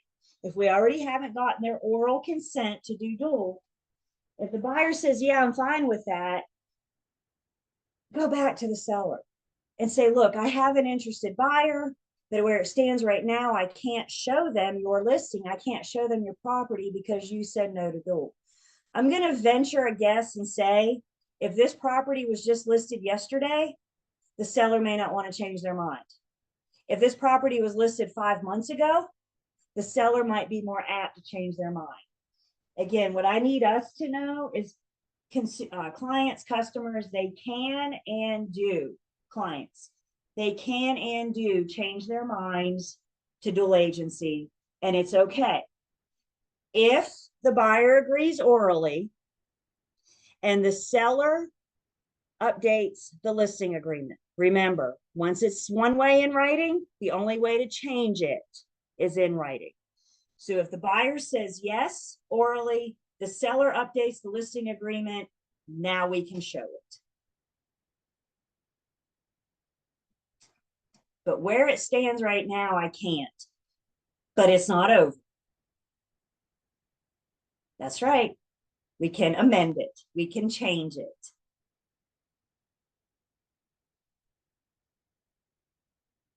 Thoughts on this?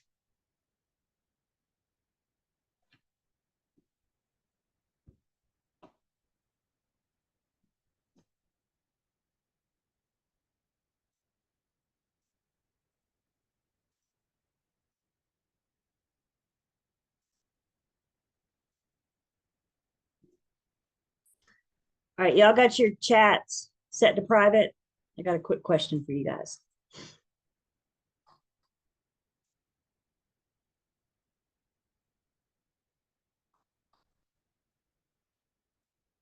Private chat. You tell me Y or N, yes or no. Commissions working with real estate agents is a mandatory disclosure. Must it be given in all brokerage transactions at first substantial contact? Shauna, you may just need to log out and log back in. Can everybody see my screen? Thumbs ups? Okay, yeah. Shauna, log out, log back in. Must it be given in all brokerage transactions at first substantial contact? Words matter.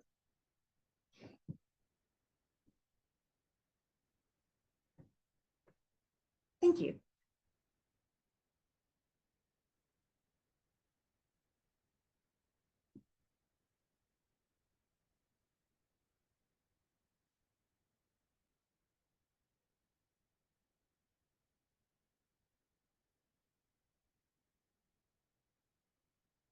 Anybody in?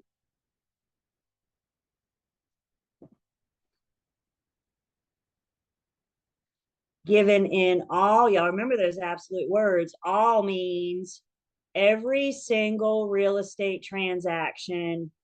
It's not required in all, just in sales. transactions. Please write that down. It's not required in lease.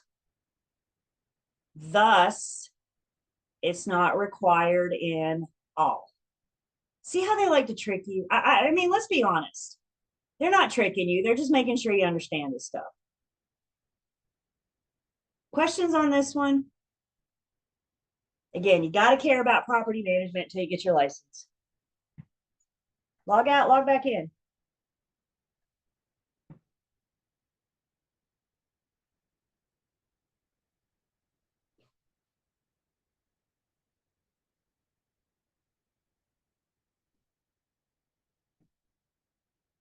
Questions on this?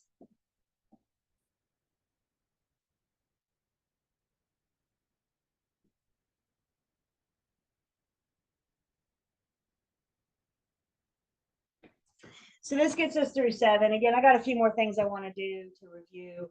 Y'all, when it comes to unit 7, as with other units, the key terms are huge. You got to know what the word means. Remember, your exams are application exams, which means they're going to plop you in a situation and you got to answer the question to get out. To answer the question, you have to know what the words mean. There are a whole lot of new words in unit 7. Can we agree? There's a whole lot of new words. So those key terms on page 134, if you know it, you're good. If you don't know it, that's what you make a flashcard on. That's what you make a note on. Look it up. You got the glossary in the back of the book. And remember your old pal Google. They can help as well. Key point review, the nice summary of unit 7 is on page 178. Awesome.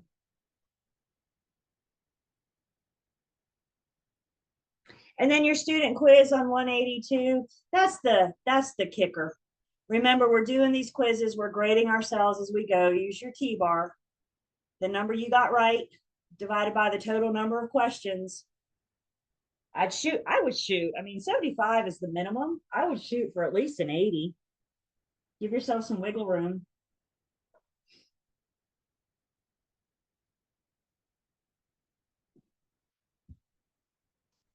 There's also some quizzes, unit 7 quizzes in the online learning system, some of those interactive ones. I think there's even a flat PDF, one like what you would see in your book where you would take on a piece of paper, not on the screen.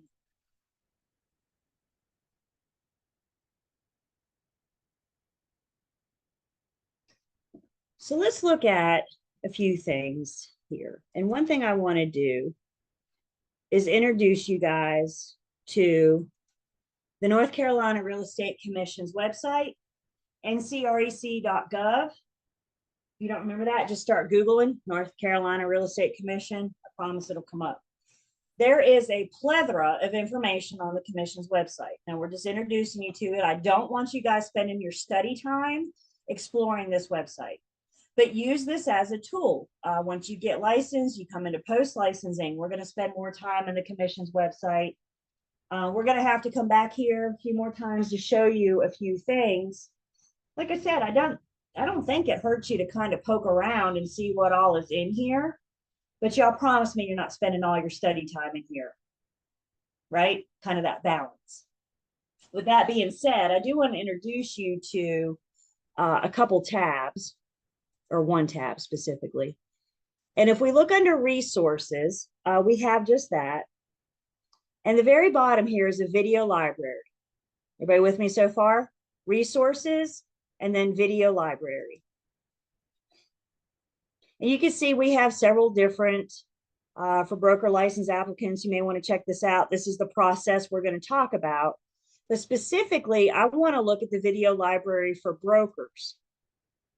So resources, video library, and then for brokers. And there's good videos in here. Most of these you'll see in post-licensing. But I do want to take just a minute and introduce you guys to the first two. One is working with real estate agents when you're talking to a seller. Another is working with real estate agents when you're working with talking to buyers. So again, there's tools to help us explain these things. There's tools to help us explain agency to the consumer. We are getting ready to look at the buyer's video.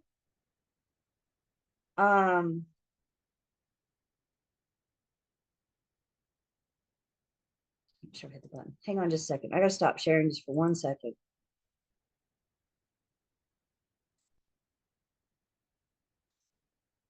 Okay. We're getting ready. We're gonna watch the buyer's video, and you're gonna see if we're explaining this to the consumer. This is like unit 7 in like 5 minutes. So it's gonna go fast. It's gonna put it all out there. But again, it could be a really good resource for you guys to better help understand that. You guys may want to come back, resources, video library, watch the buyer video again. You may want to come check out the seller video just as another tool to help you understand. So we're going to just see. Are you considering buying? We weren't ready for you yet. And if you guys will, when this starts, if you'll give me a thumbs up that you can hear it, so I know we're good there. Ready? Are you considering buying a house or other real estate? If so, you may want a real estate agent to guide you through the process. Here at the North Carolina Real Estate Commission, we want you to understand the different ways you can work with an agent when buying real estate and the services agents can provide. You have several choices about how a real estate firm and its agents will work with you. For example, you may want them to represent only you as a buyer agent, or you may be willing to allow them to represent both you and the seller at the same time as a dual agent. You might even prefer to be unrepresented and work directly with the seller's agent. Some brokers will offer you a choice of these services, and others may not. Whether you choose to work with a buyer agent, dual agent, or seller's agent, that agent must treat you honestly and fairly and tell you about any material facts that the agent knows about or should know about that could influence your decisions in the transaction. The Real Estate Commission has developed a disclosure form called Working with Real Estate Agents to help you understand the different kinds of agency relationships. The form emphasizes the importance of not sharing confidential information with an agent until you know the agent represents you. The Real Estate Commission requires every real estate agent to review this disclosure form with you and to ask you to sign it before receiving any confidential information from you or assisting with your purchase. The Working with Real Estate Agents disclosure is not a contract. Signing it does not obligate you to work with the agent who presented it to you. Your signature is just an acknowledgement that you've received the disclosure form. The Commission also publishes a brochure entitled Questions and Answers on Working with Real Estate Agents. Now, this brochure explains what a real estate agent's duties are, what services your agent will provide for you, and how the agent will be paid. You can download the brochure for free from the Commission's website at ncrec.gov. If you choose to have a buyer agent or firm represent you, they owe you certain duties. First, the firm and its agents must promote your best interest ahead of all others. They must be loyal to you, follow your lawful instructions, and give you information about the property that could influence your purchasing decisions. Your agent must also use reasonable skill, care, and diligence throughout the process and account for all money they receive on your behalf. Once you've agreed that a firm or agent will represent you, they may not give certain confidential information about you to the seller or the seller's agents without your permission. Confidential information includes your motivation for buying or your negotiating strategy. For this reason, don't tell the agent anything that you don't want a seller to know until you enter into an agreement to hire the agent. A buyer agent will help you find a suitable property, gather more information about properties you're interested in, prepare and submit an offer, order inspections, and prepare for closing. A buyer agent may be paid in different ways. Often, the agent will seek payment from the seller or listing firm first, but if the seller and listing firm refuse, then you may have to pay the buyer agent yourself. You and the agent will address the firm's fees in the written buyer agency agreement. So be sure to read and understand any agency agreement before you sign it, and make sure it includes any promises that the agent has made to you. You'll also be asked to indicate in the buyer agency agreement if the firm you're hiring would be allowed to participate in dual agency. Dual agency is when the firm that represents you also represents the seller at the same time. This is most likely to happen if your buyer agent's firm has a listing agreement with the owner of a property that you want to purchase. In a dual agency situation, the firm and its agents owe equal obligations to you and the seller rather than only representing your interests. Because of this, your agent may lose their ability to advise, counsel, or advocate for either party. In order to reduce the conflict of interest inherent in dual agency, some real estate firms may offer a type of dual agency called designated dual agency. Now, this is where one agent within the firm is designated to represent only you, and another agent within the firm is designated to represent only the seller. Neither agent should have confidential information about the other party at the time of designation. This type of dual agency allows you and the seller to be more fully represented because it allows your agent to advise you and to negotiate and advocate for you. For more information about the duties and responsibilities of real estate agents, visit the Commission's website at ncrec.gov and click on the Publications tab, or just give us a call.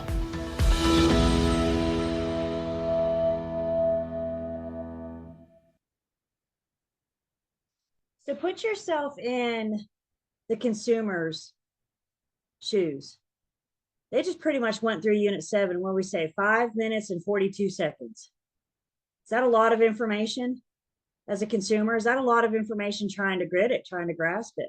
There's a lot going on here, you guys. And remember, we are the professional in this transaction. So it's our job to help the consumer understand this. It's our job to help the buyers in this case understand their options, understand how we can proceed. It's not their job to know agency. That's my job to know agency. And that's where we need to be familiar with. And I know you guys are just reading it and it's a lot, but there's tools out here. There's resources out here. So again, the videos, ncrec.gov, give you a very brief summary, resources and video library. Watch them again and again and again. If we go back to the online learning system and the Unit 7 material, the other things I didn't point out to you guys, but I hope you will take the time to look at this. I got a couple summary of important points. There's summary of important points about agency. There's summary of important points about material facts.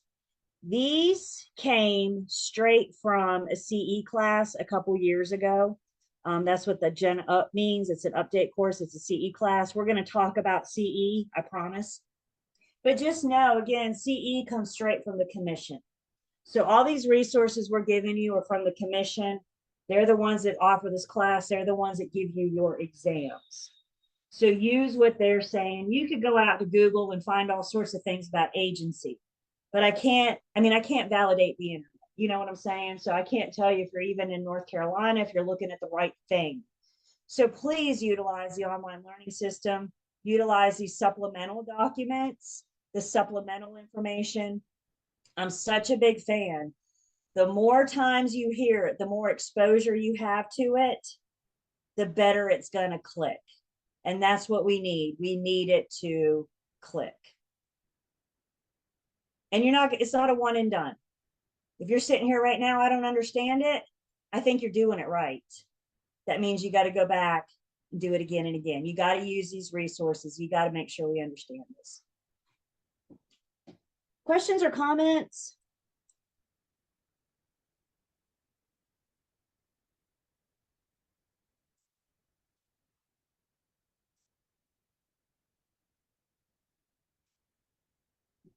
Concerns? Other than it's a lot. I get it. Hopefully we've started, not formulated, but hopefully we've started incorporating study time into our busy schedules. Remember, you guys, we just keep going forward. You got to go back and review.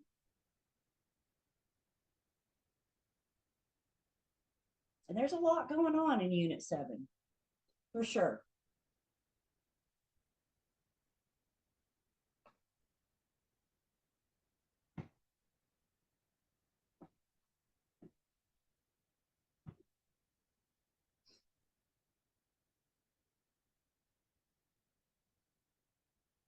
I got a great question in. Can we Kahoot? And the answer to that question is yes. Y'all get your phones out. Ask and you shall receive sometimes, not all the time.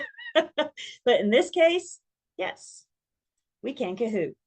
So what I have, this is a nice review from Unit 7. Guys, this is all true, false. So you got a 50-50 chance of getting it right. But just kind of some of the highlights from Unit 7. So let me get you a QR code.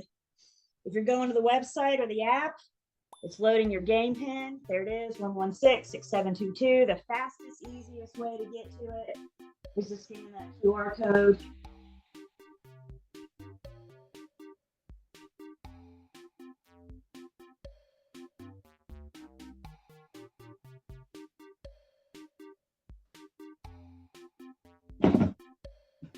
Once you scan it or put in your game pin, it's going to ask you for a name. I don't require full names on Kahoot. I don't even require you guys to play. Only play if you want to, if you find it beneficial.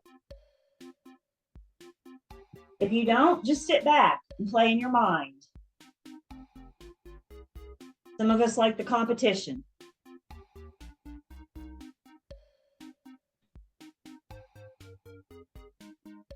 Give you another minute or so to get in if you want.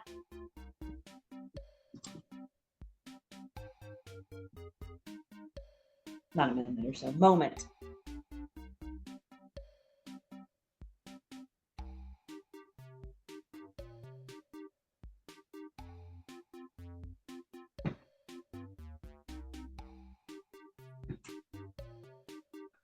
Don't let your phone go to sleep either while we're waiting here.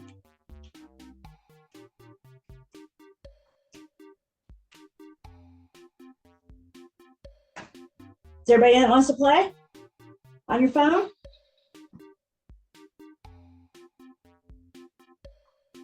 All right, let's Kahoot. Unit 7 review, all true, false. Read carefully. Number 1, true or false? Fiduciary is a relationship based on trust.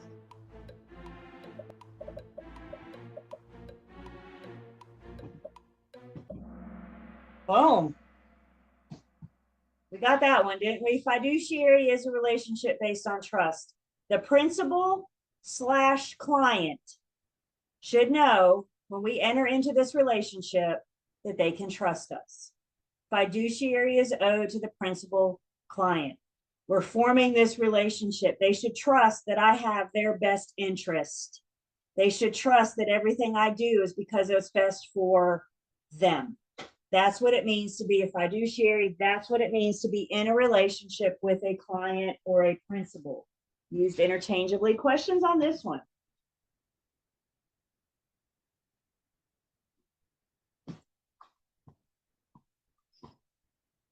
So let's see who got it right the fastest. That's what this is down to. Mel was the first one to chime in, followed by Cece and Cindy, Ashley, and Lynn Sharp. Question number 2, true or false? Agency is defined by consumers based on their expectations and experiences.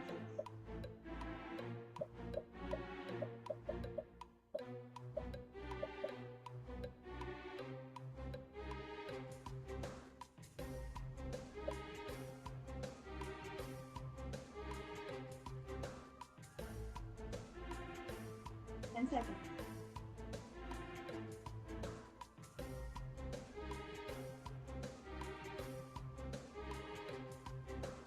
Is agency defined by the consumer?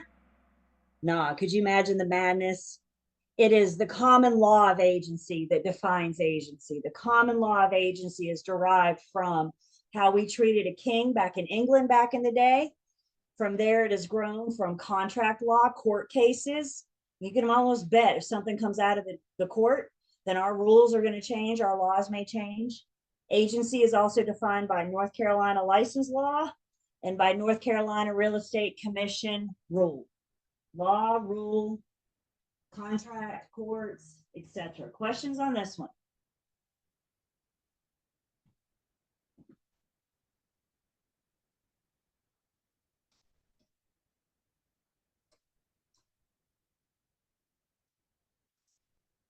All right, let's see what just happened to our leaderboard.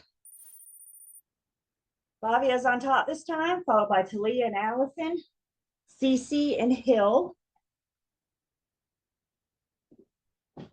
Question number 3, true or false? In North Carolina, licensees may act as transactional brokers.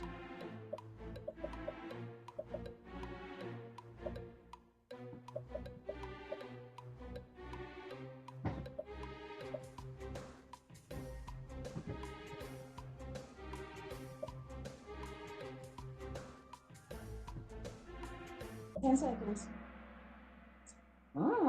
So first off, what's a transactional broker? In a transactional brokerage transaction, it's all about the transaction. It's not about the people. Can we see the play on words there? Transactional broker, also known as a facilitator, is there to facilitate the transaction. And in this type of relationship, everybody is the customer. Nobody is represented. So you're really working with a for sale by owner and an unrepresented buyer.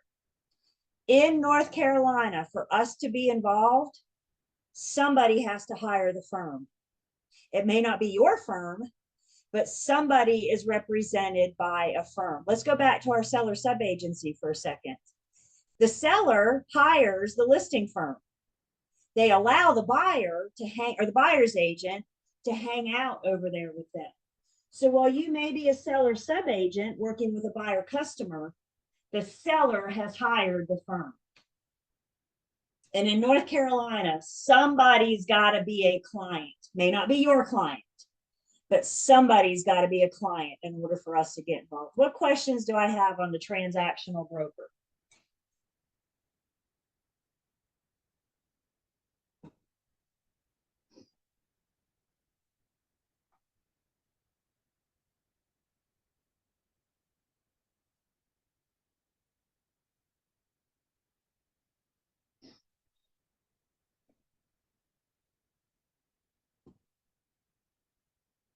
Let's check out our leaderboard here. Flavia staying on top, Hill's up, Talia's still on, Haley's on, Jenny's on fire this round, 3 in a row. How can you word it to be true? Well, we can't be transactional brokers. So in North Carolina, we could be a single agent, we could be a dual agent, we could be a seller sub-agent, but we can't be a transactional agent. We can't be a transactional broker. The transactional broker is all about the transaction, not about the people. And guys, this comes up. I got this call from my agents call me all the time because they know I teach this stuff. So they call me. I'm like, where's your broker in charge? No, I don't. But they call me all the time. And I had this come up just a couple months ago. My agent had a buddy that wanted to buy a house, but he didn't want to hire the agent. He's like, I know what I'm doing. I just need access to the forms. Can you help me? Yeah, I can help you as a customer. No problem.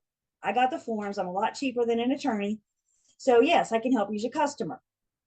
That client became interested in a for sale by owner. The FSBO was going it alone. The buddy was going it alone. And my broker called me and said, well, what do I do? And I said, somebody's got to hire you. May that be your buddy, may that be the seller, but you can't proceed. And it comes up again, a lot of the times people with experience, they look for us because we come with the paperwork. And like I said, it's a lot cheaper for me to get involved and provide the paperwork than it is to have an attorney draft something up. So it comes up on the regular. Again, it's not the consumer's job to know my job. That's my job to know my job. Other questions on transactional broker?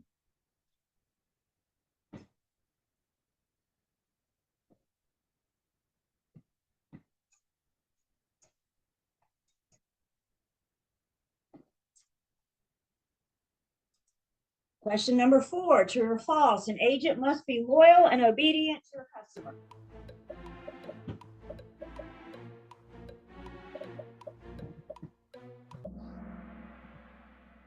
You guys are quick.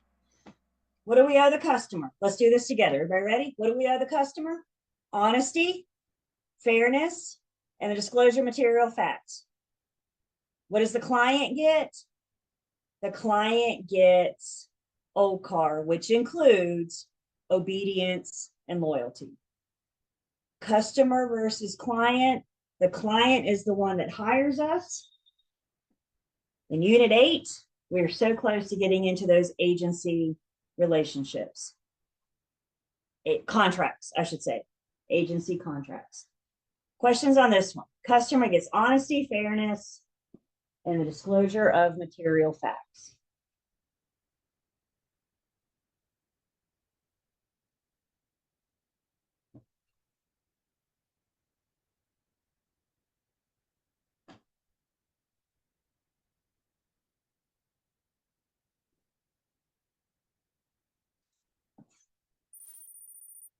Flavia staying on, the one to beat. Hill's still up. Cece's back up. Cindy's on. Ashley's back on. Let's see. Tough round. 4 of you lost your answer streak. That's okay.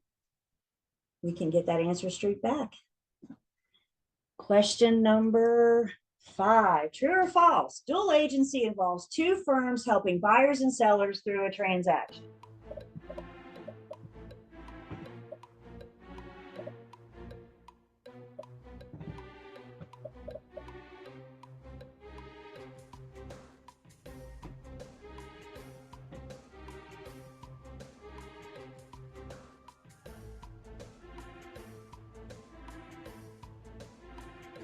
Seven seconds.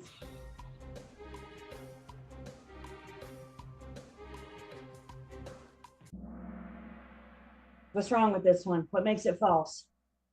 You can even show me. Yep. How many firms in dual agency? 1. Simplest breakdown I can offer you. 1 firm, 1 transaction, 2 clients. In dual agency, it's the same firm. Seller is hired Julie's Real Estate Shop to sell 123 Main Street. The buyer has also hired Julie's Real Estate Shop to help them purchase 123 Main Street. 1 firm, 1 transaction, 2 clients. Questions on this one?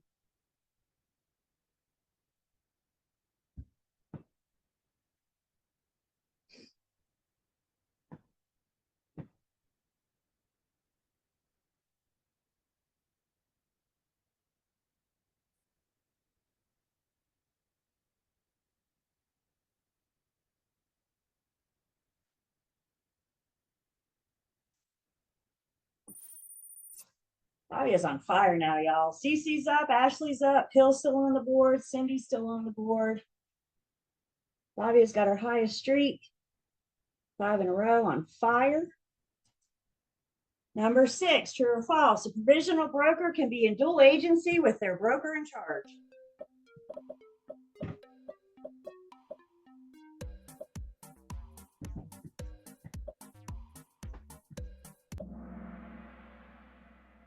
Yes. They can be in dual because dual is about what? Dual is all about the firm. They cannot be designated. They can be in dual. They cannot be designated opposite of each other. Questions on this one?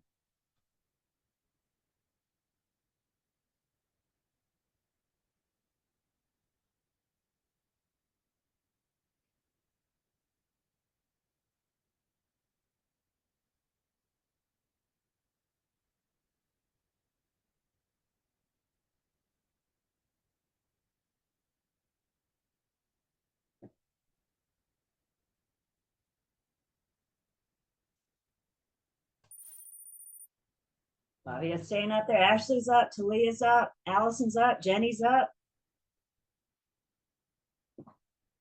Last one. True or false? In a written agency agreement, the principal does not owe any duties to the agent or broker.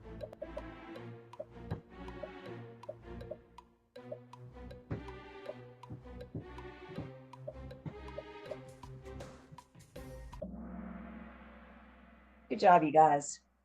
Remember, our agency agreements are a two-way street. We each owe duties and responsibilities to each other. So in a written agency agreement, the key word there is written. In a written agency agreement, I owe this client Old Car. The client owes me insure my commission. Maybe they're the one paying me, maybe they're the one not, but they are ensuring that I'm getting paid. Unit 8 gets us more into our commission. And they're also not going to hinder me from doing my job. So we talked about that seller that never allows a showing. It's kind of hard for me to sell your house if you won't let a buyer in the front door. So they hired me to do this job. They can't hinder my efforts.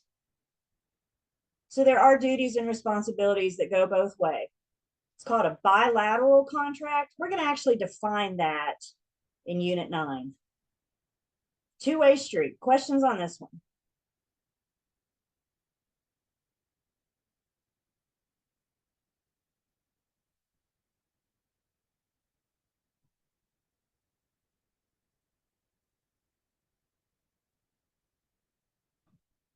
All right, here's our final podium. Let's see what we got. The third place is Allison. Good job. Our second place is Ashley. And then our first place is Flavia. Good job, you guys. I got fourth and fifth runners up with Talia and Jenny. Overall, good Kahoot. Is Kahoot helpful? I get it's fun, but is it helpful?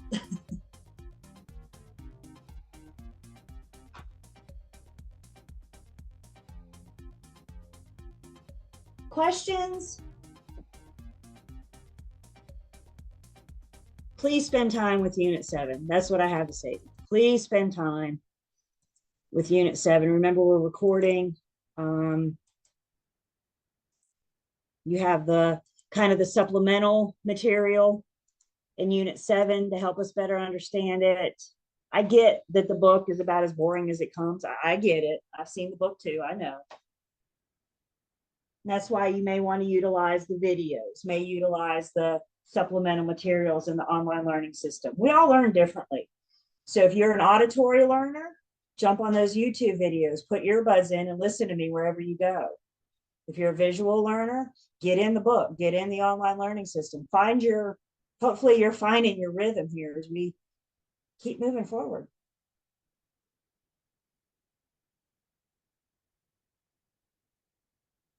Big deep breath. Unit 8. Unit 8, we're getting into our agency contracts. So we're going to talk about those written agency agreements. Also in Unit 8, our roadmap.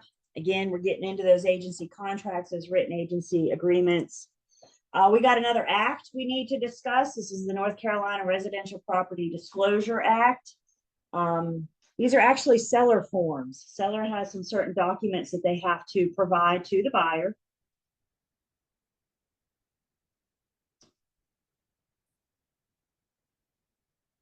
All of it.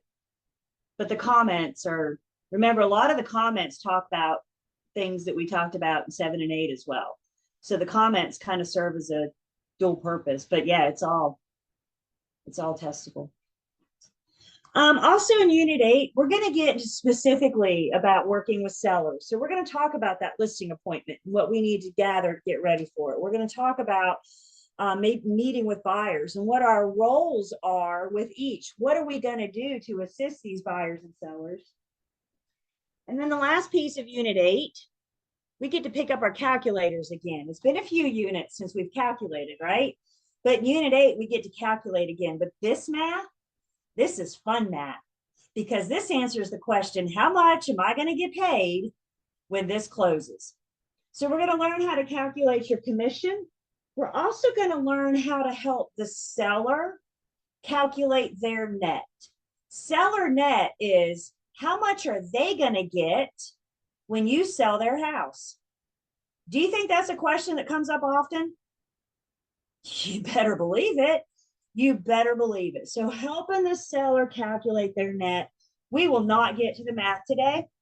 So you'll kind of have the weekend to to go over to review, get ready for it. But that's where we're heading in this unit. Before we jump into it, we've seen this before. Let's see this again, because now we're getting into the written agreements, the written contracts. And the contracts call us, we're going to start seeing selling and listing. So as a reminder, that ing is the verb. If you're selling, you're working with the buyer. You're selling them the property. If you're listing, you're working with the seller. You're marketing and advertising their property for sale. So again, just getting us into the verbiage, as this is real world stuff. The other reminder, Commission Rule 58A.0104. How many of you have read this yet? I'm just curious. How many of you read this yet? Looked at it yet? Few of you. Please do this. This is all about agency agreements and disclosure. This is the Commission Rule. It's in the Julie folder in the online learning system. I think once you read it, you should read it again. After you've read it twice, what the heck, you're on a roll. Go for it again. We're seeing this a couple times.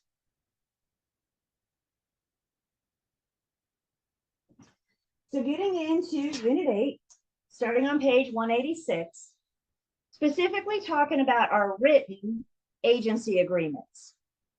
And there's 4 musts. What does must mean? Optional, you can do it if you want to. No, must mean it has to be there. So anytime we're using a written agency agreement, that written agency agreement must be signed by all parties. The parties to the agency agreement are the firm and the client. So the client will sign, buyer or seller. The firm is an entity. The firm can't sign. So as a general broker, as a general agent with my firm, the individual agent can sign these agency agreements on behalf of the firm. So the buyer or seller will sign. The individual agent will sign on behalf of the firm. Because the individual agent is the one that's signing it, another must, it's got to include your license number. Once you get licensed, you're going to get a 6-digit number. Go ahead and memorize it. Put it on a flashcard if you have to.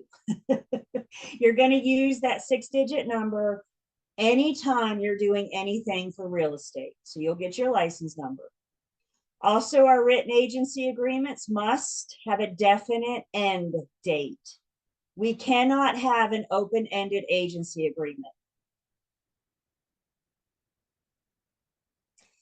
And then our written agency agreements must contain the non-discrimination provision. We're going to tell the client that the firm nor the broker is going to discriminate based on the protected classes as defined by federal fair housing. I got a whole unit dedicated for federal fair housing. So we'll talk about what those protected classes are, what that means. More to come on that. So the musts of our written agency agreement, we must have these 4 things. Now many of us have pre-printed forms provided to us that we're allowed to use. But one thing we're going to learn is that I don't have to use a pre-printed form provided to me. The truth is, I can use any agency agreement as long as it was drafted by an attorney and it meets these 4 requirements. So if you or your firm are going off script, we'll say, and you're creating your own agency forms, that's okay. But it still has to have these 4 musts.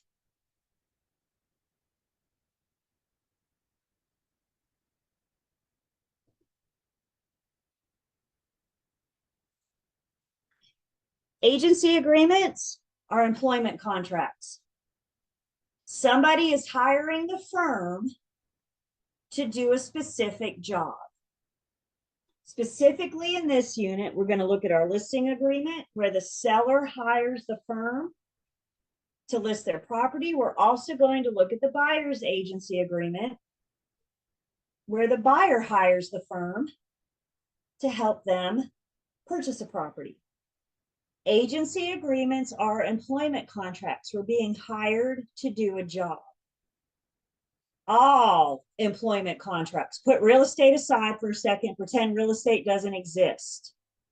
All employment contracts have to discuss how much you expect to get paid once you've done the job that you've been hired to do. Bring real estate back into it. Our agency agreements must discuss the commission if you want to get paid. So they're employment contracts. Here's another must. These agency agreements, anytime you're dealing with a property owner, may it be for sale or for lease, you're working with a seller or the owner, you're going to be the property manager. I cannot perform a single service for an owner without putting our agency agreement in writing. Oral is only allowed with buyers and tenants. So I cannot put a sign in the front yard. I cannot measure. I cannot discuss listing your property until we get this agreement in writing. So written agreements from the beginning with owners.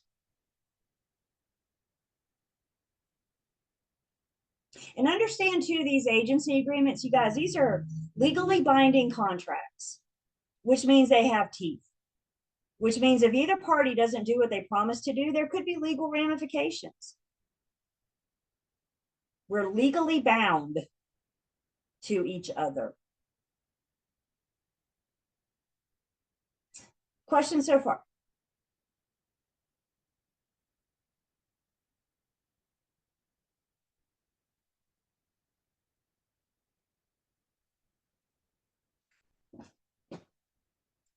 Let's take 10. When we come back, we're going to keep going. We're going to get as far as we can in Unit 8 today. And then, of course, the last thing we'll do today is talk about what next week is going to look like. So let's take 10.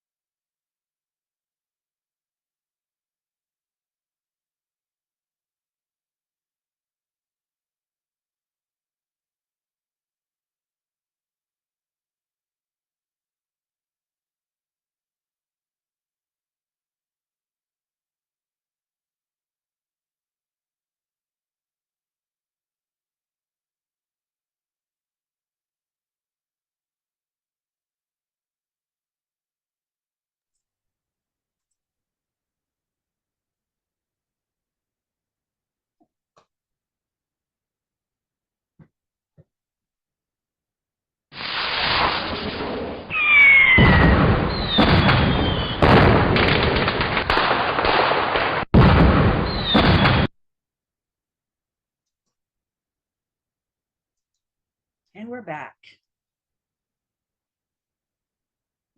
Cameras are popping back on. Welcome back.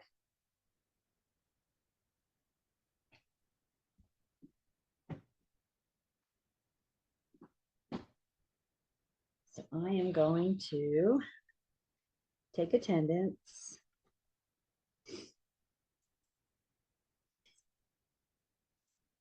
So agency agreements are employment contracts. We have to put these things in writing before I can do a single service for the owner. I have taken attendance, so let me know in the chat you're back, please. So the burning question on our mind right now, maybe not, is why use a listing agreement? Well, other than the fact that it is an employment contract, we've established that it's what secures your commission.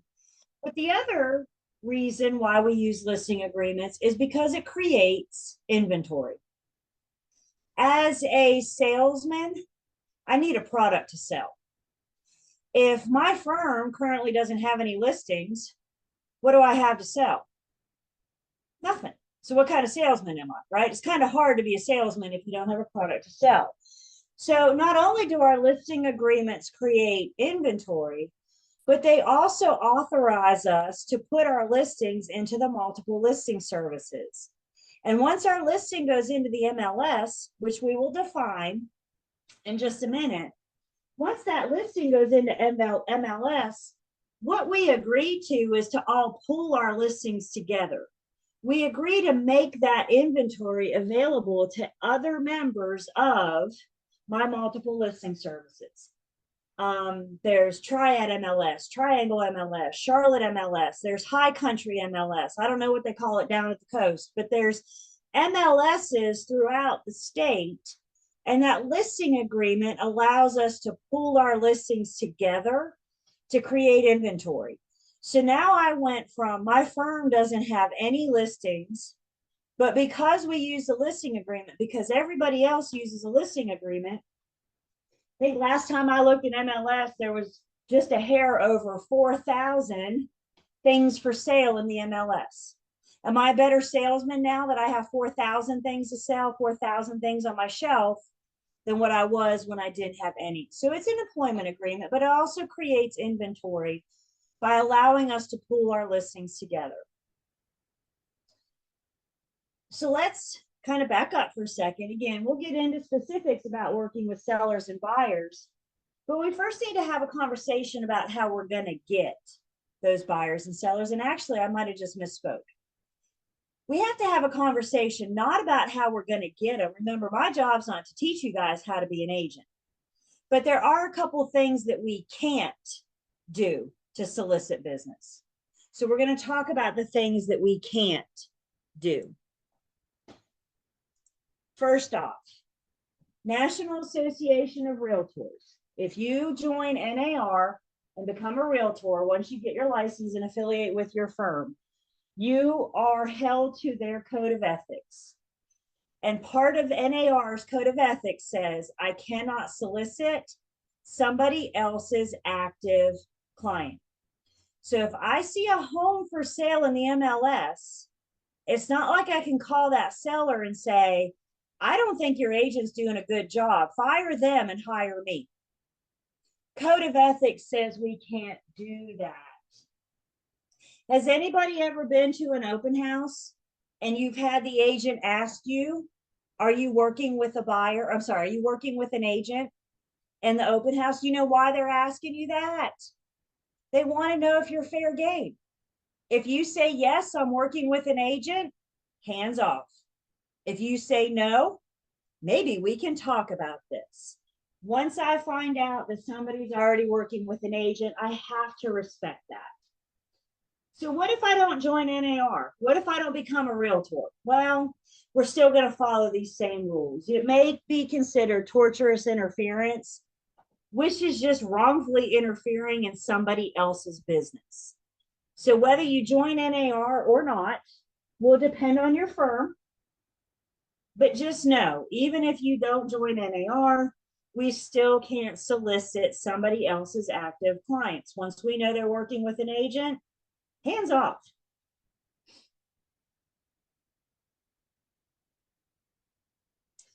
Other rules that we have to follow.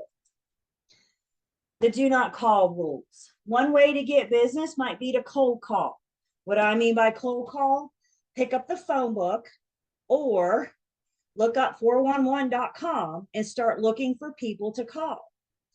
Before you pick up the phone and start cold calling, we have to honor the do not call list. If somebody has signed up on the do not call registry, I can't call them to solicit their business. The only way to know if they're on the do not call registry is for you to get your hands on this list. There is a fee. I can't tell you how much it is. I do not know. But there is a fee.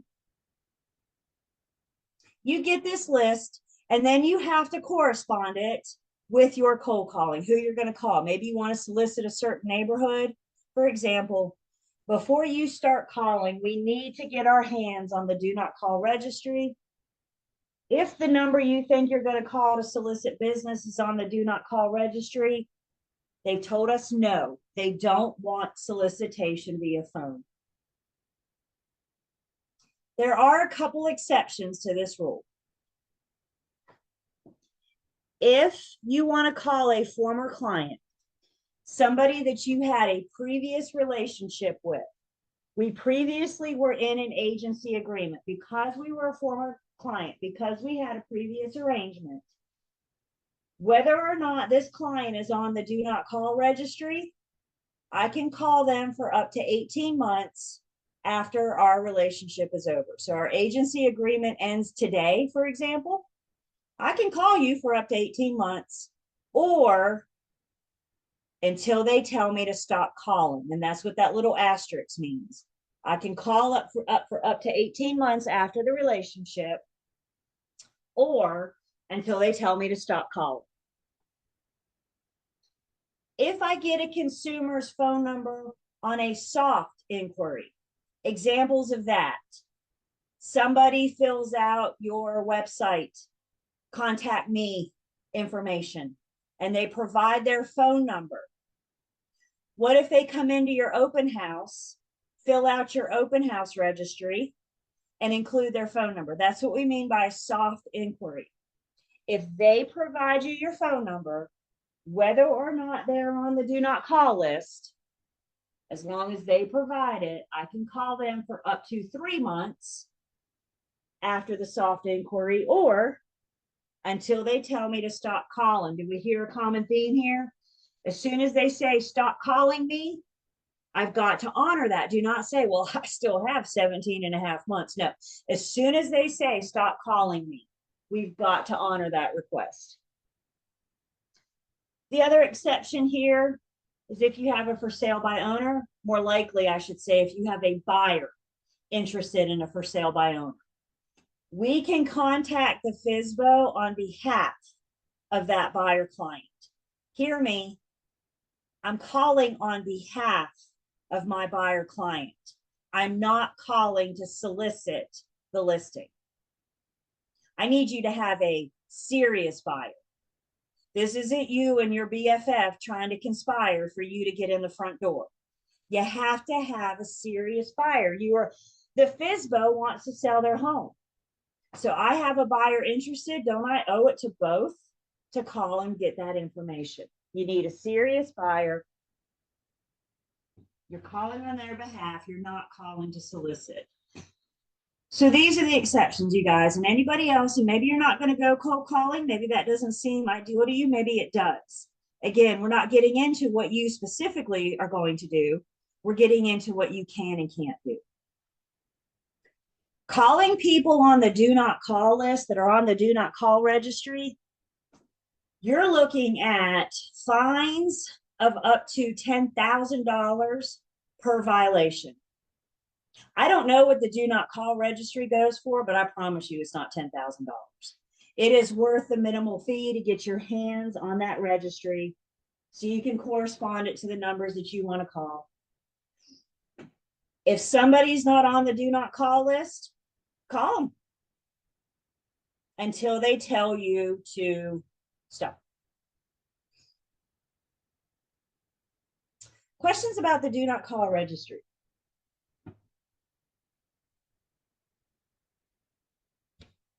I get questions all the time. How can I get robocalls? I'm on the do not call registry. Why do I get these robocalls? Guys, they're not getting caught. You know, by the time we're ready to report them, they've moved on. They've ended that phone number and they've moved on to the next. We can't do that. We've got to follow these do not call guidelines.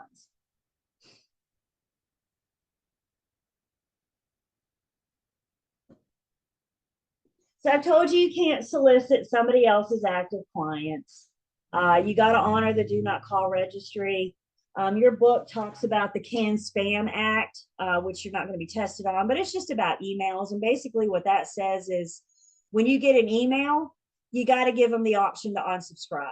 You guys get junk email, and at the very bottom, teeny tiny, it says click here to unsubscribe. You got to give them that option if you're going to do mass emailing, if you're going to do soliciting email. Other than that, there's so many other things that we can do to solicit business. Your center of influence is the number one source, the number one place to start. I told you guys a little bit ago that back in my admin days, I did new agent training. And one of your first homework assignment with me, for me, was to, and y'all take this for what it's worth, nod, nod, wink, wink. Take a piece of paper and write 1 through 100 and proceed to write down 100 people that you know. That's your center of influence. Because those 100 people you know, guess what? They know 100 people. And so on and so on. It's about word of mouth. It's about referrals. The first 60 or so, 70, it's real easy. But then you start stretching. You're like, well, I kind of know my dental hygiene assistant. Well, don't they have to have somewhere to live too? Doesn't your mailman need somewhere to live? Nobody's off. Nobody's out of bounds. You got social media marketing. You could still do print advertising. Maybe you get your traveling billboard. Like I had my information on the back of the car. There's other ways you can do to market yourself, to advertise yourself. And what I say to you guys is you start getting into this industry, think outside the box. Do more than social media. Do you know what every single agent in the world right now is doing right now? Social media. Be thinking about how you're going to market, how you're going to advertise, how you're going to get that business. I just told you what you can't do. Questions, comments about getting business, what not to do to get business.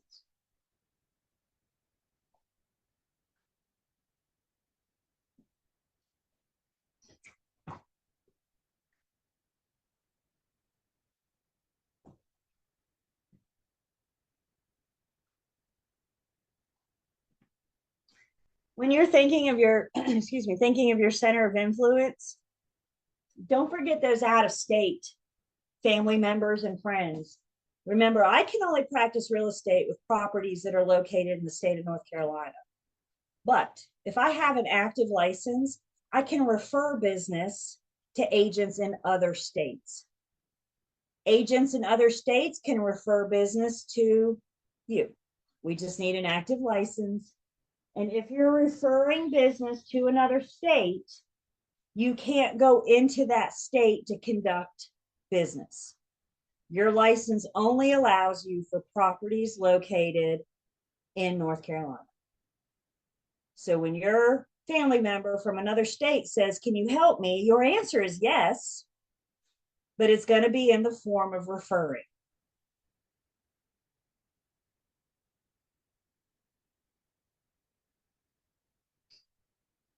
Referral business is the easiest money you will ever make in your entire life. Consider it. Sally, this is Linda. Linda, this is Sally. Boom, there's a referral fee.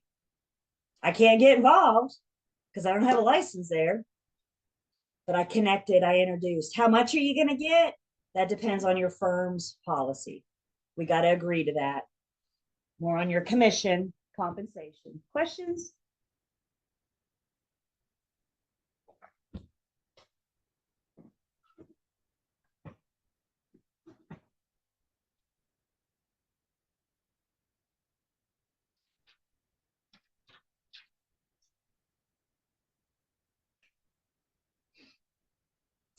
Another thing that we need to discuss, make sure we're good on, put real estate aside. There's something out there called the Sherman Antitrust Act. Sherman Antitrust Act is a federal law, and its whole intent is to prohibit monopolies. We don't want to encourage one brokerage or one firm to dominate the entire industry. Understand real estate is an open market.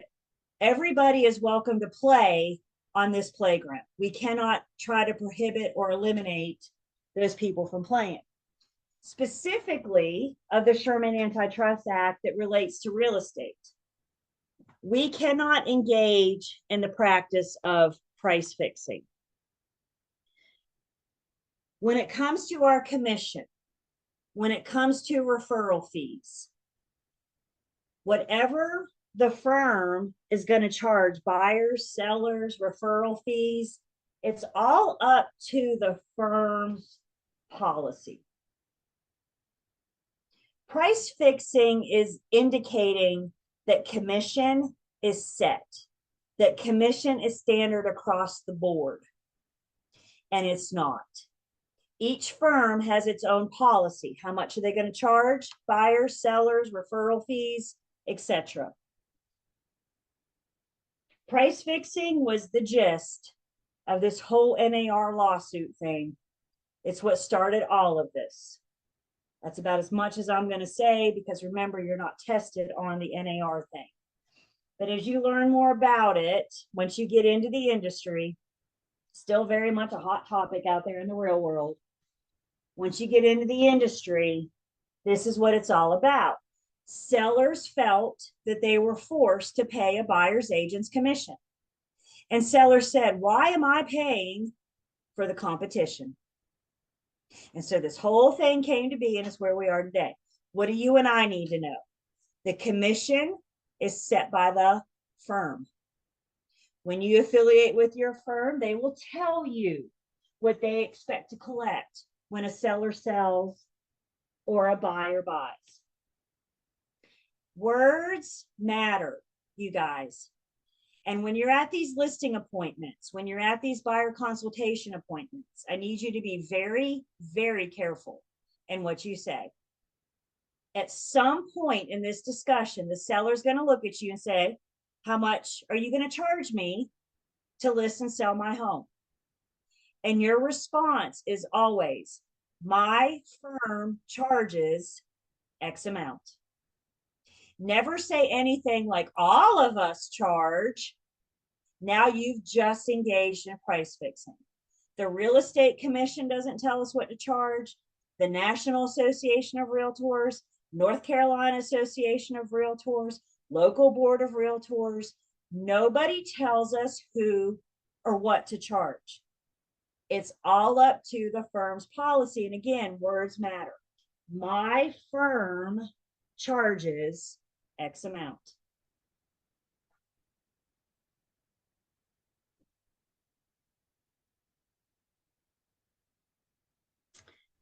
Something else addressed under Sherman is group boycotting. Group boycotting is two or more agents or entities coming together and conspiring to push somebody else out of the business. So for example, we're going to talk in just a minute, maybe today, if not today, then next week. But at some point, Unit 8, we're going to talk about limited service firms.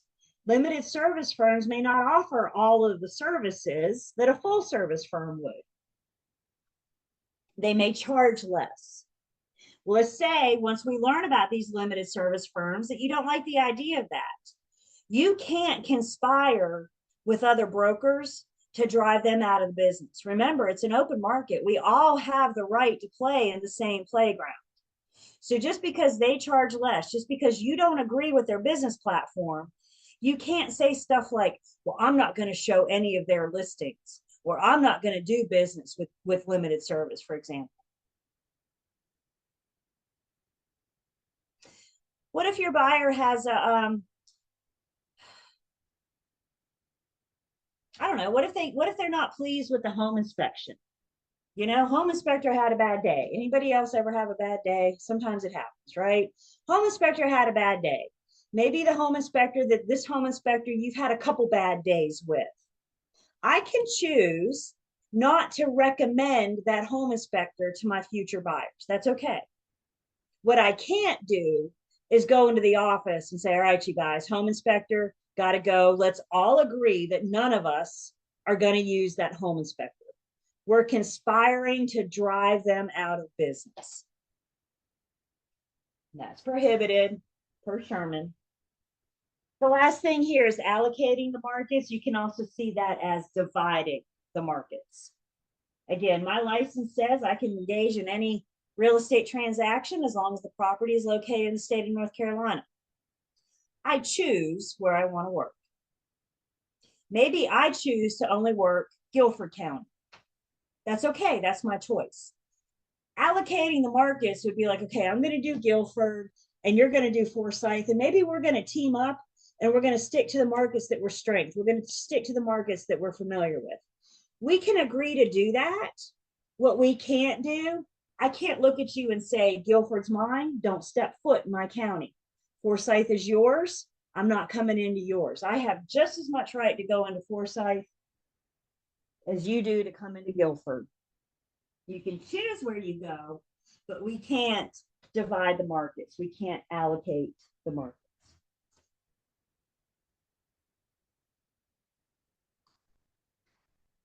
Whoops, what happened there? Gee, Julie, what's the big deal? Violation of Sherman Antitrust Act. You're looking at penalties of up to $100,000 and up to 3 years in prison. Words matter. Make sure you're very, very careful.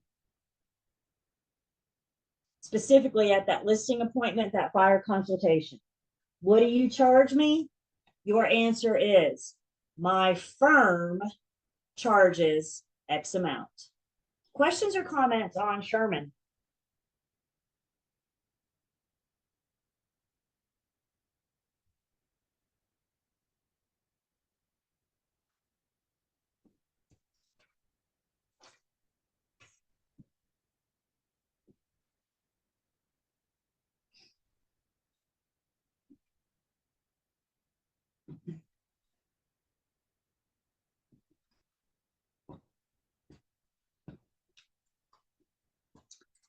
Starting to talk a little bit about your commission, how you earn a commission. First off, most real estate brokers, most firms pay, it's either a percentage of the sales price or a flat fee.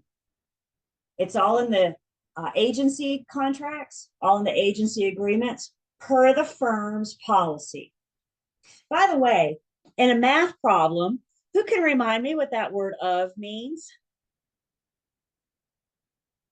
Y'all can even show me. Yeah, that word of means multiply. So if your firm says 2% of the sales price, for example, how much commission are you going to get? 2% multiply the sales price by 2%. There's a little foreshadowing into commission math next week. So most of us are paid a percentage of the sales price or a flat fee. It's going to be up to the firm's policy. They will tell you when you affiliate what the policy is, and if you have any wiggle room, if you have any negotiating power. Because remember that listing appointment, the seller looked at you and said, what do you charge? The very next words out of most of their mouths is going to be, is that commission negotiable? And how you answer that depends on your firm's policy. There's another way we can earn a commission. It's actually in your book. I always forget about it. So I like to bring it up here, make a note that it's on page 212, 213. But it's something called a net listing. Net listings are not illegal, but they are highly discouraged. What a net listing is, it's an agreement. The seller tells me what they want to sell their property for. They tell me how much they expect to collect. And then I'm free to list it for any type of amount over that, and I get the difference. So as long as the seller gets what they want, And think about the conflict of interest. As a listing agent, isn't it my job to put the most money that I can in my seller's pocket? Not my pocket, but their pocket. So if I can sell their house for more, not only will they get more money, but guess what? I will too, because I'm usually charged a percentage of the sales price. Great question comes in. Is this like wholesaling? Kind of, sort of. Wholesaling is very new to the real estate education world. Part of the issue with wholesaling is there's not one definition of it. So that with wholesaling, think about Costco, right? Costco buys in bulk and then they turn around and sell the individual. So wholesaling could be this.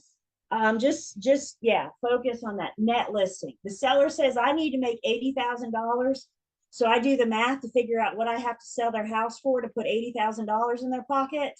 And as long as they do that, they're happy.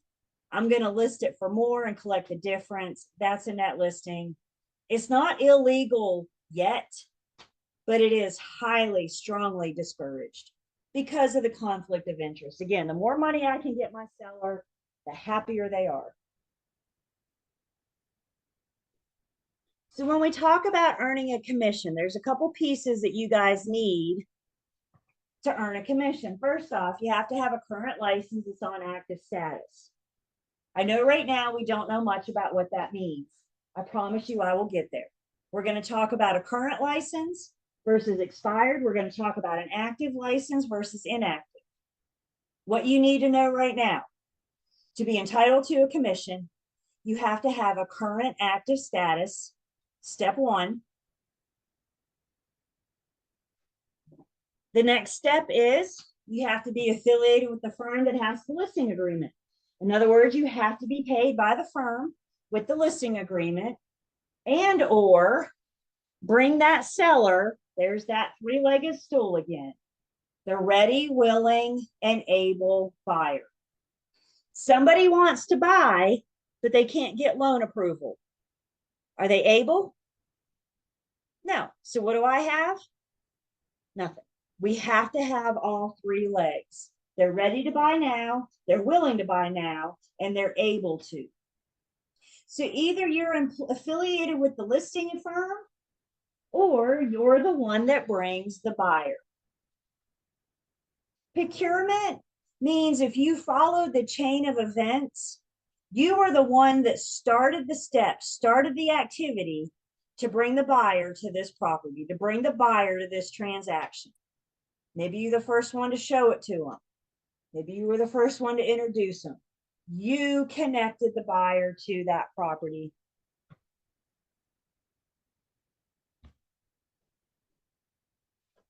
So with earning a commission, I got to go off book just for 1 second.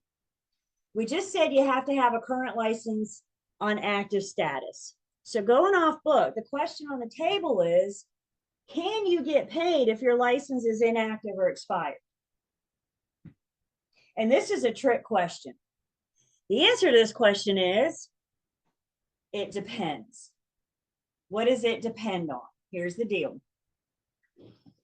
If you brokeraged the majority of the deal while your license was active, you found this seller or buyer, you connected them, you brokeraged the deal, you brought them together, and you stopped all brokerage activity when your license goes inactive or expired, the commission will allow the firm to pay you. The real estate commission will allow the firm to pay you. Hear me, whether or not they'll pay you is up to the firm's policy. So for your test comes from the commission, not from the individual firm. You brokerage the majority of the deal. You were involved in the majority of the transaction while your license was still active. The key is, as soon as it goes inactive or expired, you stop. You cannot perform brokerage services on inactive or expired, which means somebody else, maybe your broker in charge, has to finish this out for you. The commission will allow the firm to pay you, but it's up to the firm. Comments on this, questions on that? Sorry for the kind of tricked you guys a little bit, but it got us thinking, didn't it? The answer is, by the way, that's the commission's number one answer. It depends.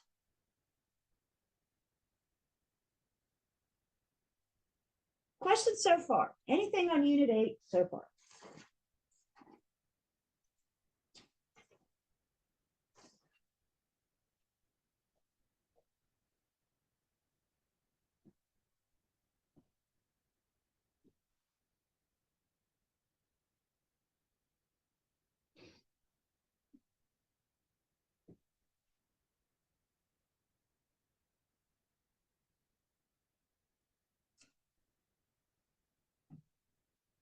So let's focus just on the listing agent. Listing agent, you're working with the seller, you're trying to get the listing. So with our listing agent hat on, somebody says it depends on Julie's real estate shop. That's right. That's right. It's up to the firm's policy if I will allow you to pay that. That's right.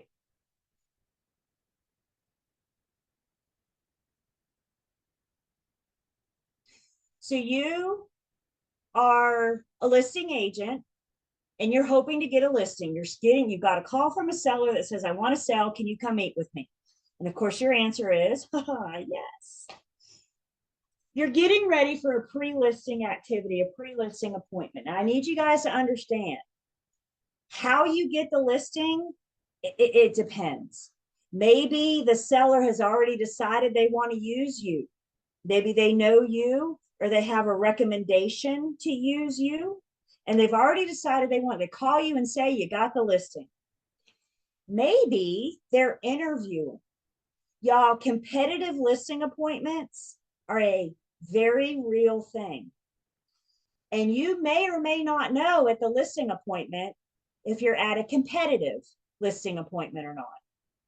So I need you guys to bring your A game every single time. Pretend you're going on a competitive listing appointment, unless it's your parents' house and you know for sure you better get it, right? I wouldn't even go that far. So there's a couple things, no matter how we get it, how many times we have to meet the seller before we get the listing, this all could vary.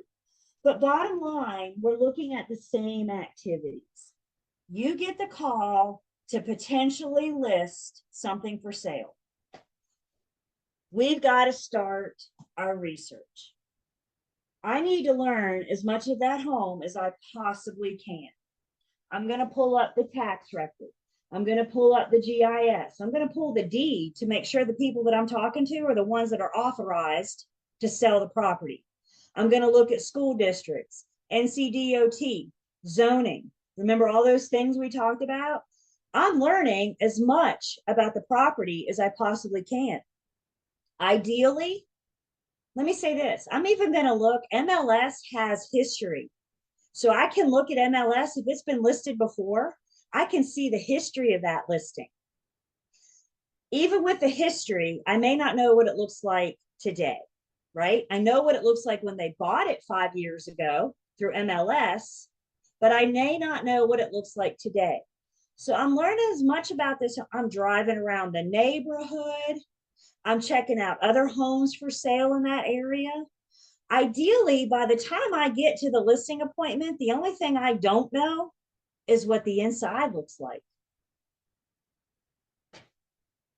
Let's say, for example, let's see, who do I want to pick on today? There's Philip. Hey, Philip, let's pick on you. So Philip and I are with two different firms. We are with two different firms. And Philip and I are preparing for competitive listing appointments. Maybe we know we're in competition, maybe we don't. Put yourself in the seller's shoes for a second. Philip goes into the listing appointment and he has conversations with the sellers about their property. He knows what they paid for taxes last year. He knows what the zoning is, the school board. He knows that NCDOT is widening the road a half a mile down the street. Philip knows all this stuff about the property because he did his research. He's a good agent. I'm going to go for my listing appointment later, and I'm not a good agent. And I didn't do my research. And I show up to the listing appointment. I'm like, do y'all know your zoning? Do you happen to know if DOT is doing any projects? Who's getting that listing? Is it me? No, it's Philip, because he did his research. He knows what he's talking about. He learned about the property and the sellers. That was very evident to the sellers compared to me in the listing appointment. Philip's going to get that listing easy. Thank you, Philip, for letting me pick on you. You're going to sell it. So we're learning about doing our research. As we get closer to listing, we got to start gathering information. There's stuff that I can gather. We talked about the deed. I'm on page 190. We can get the survey if applicable. There's things I can do. There's other stuff that the sellers can do.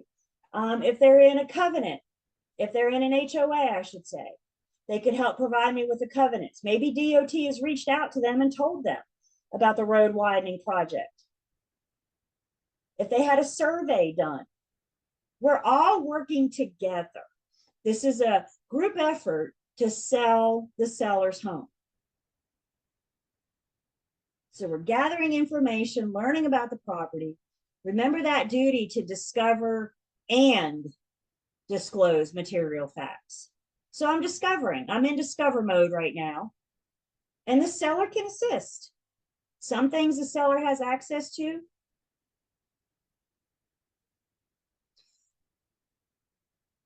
So as we're getting ready for this listing appointment, maybe we have had substantial conversation with the seller. Maybe we haven't. That's right. That's right. I'm in fact finding mode. I'm learning about the property. And you know what? There's a 50-50 shot I can get it, right? But if I don't find the facts, what chance do I have of getting it? My chances have probably gone down quite a bit. Yep. So at some point early in this relationship, early in this transaction, don't forget we need to do our working with real estate agent disclosure.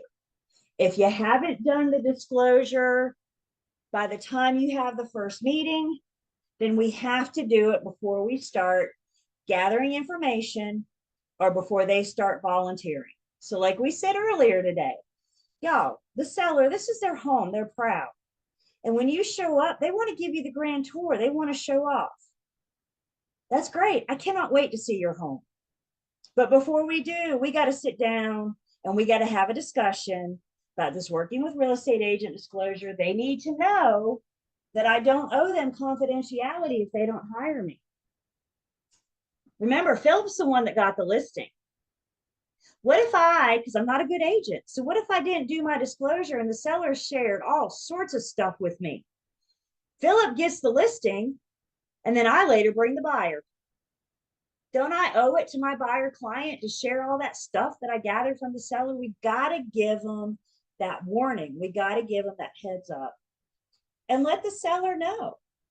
Careful what you tell me, because I don't owe you confidentiality. If you hire somebody else, I never owe them confidentiality. We got to get this out pretty early.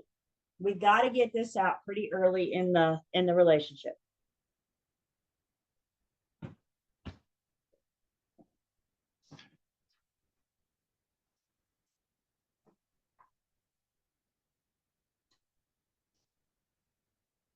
So now we've gotten the listing. Fast forwarding just a bit. Again, it's a process. Maybe they want to meet you a time or two. Maybe they tell you, I'm talking to other agents. I'll make my decision the first of the week. Awesome. I look forward to hearing from you. Thank you. Perfect.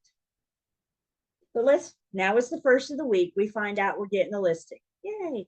Now we got to start gathering information to market it, to advertise it. We got a signed agency agreement.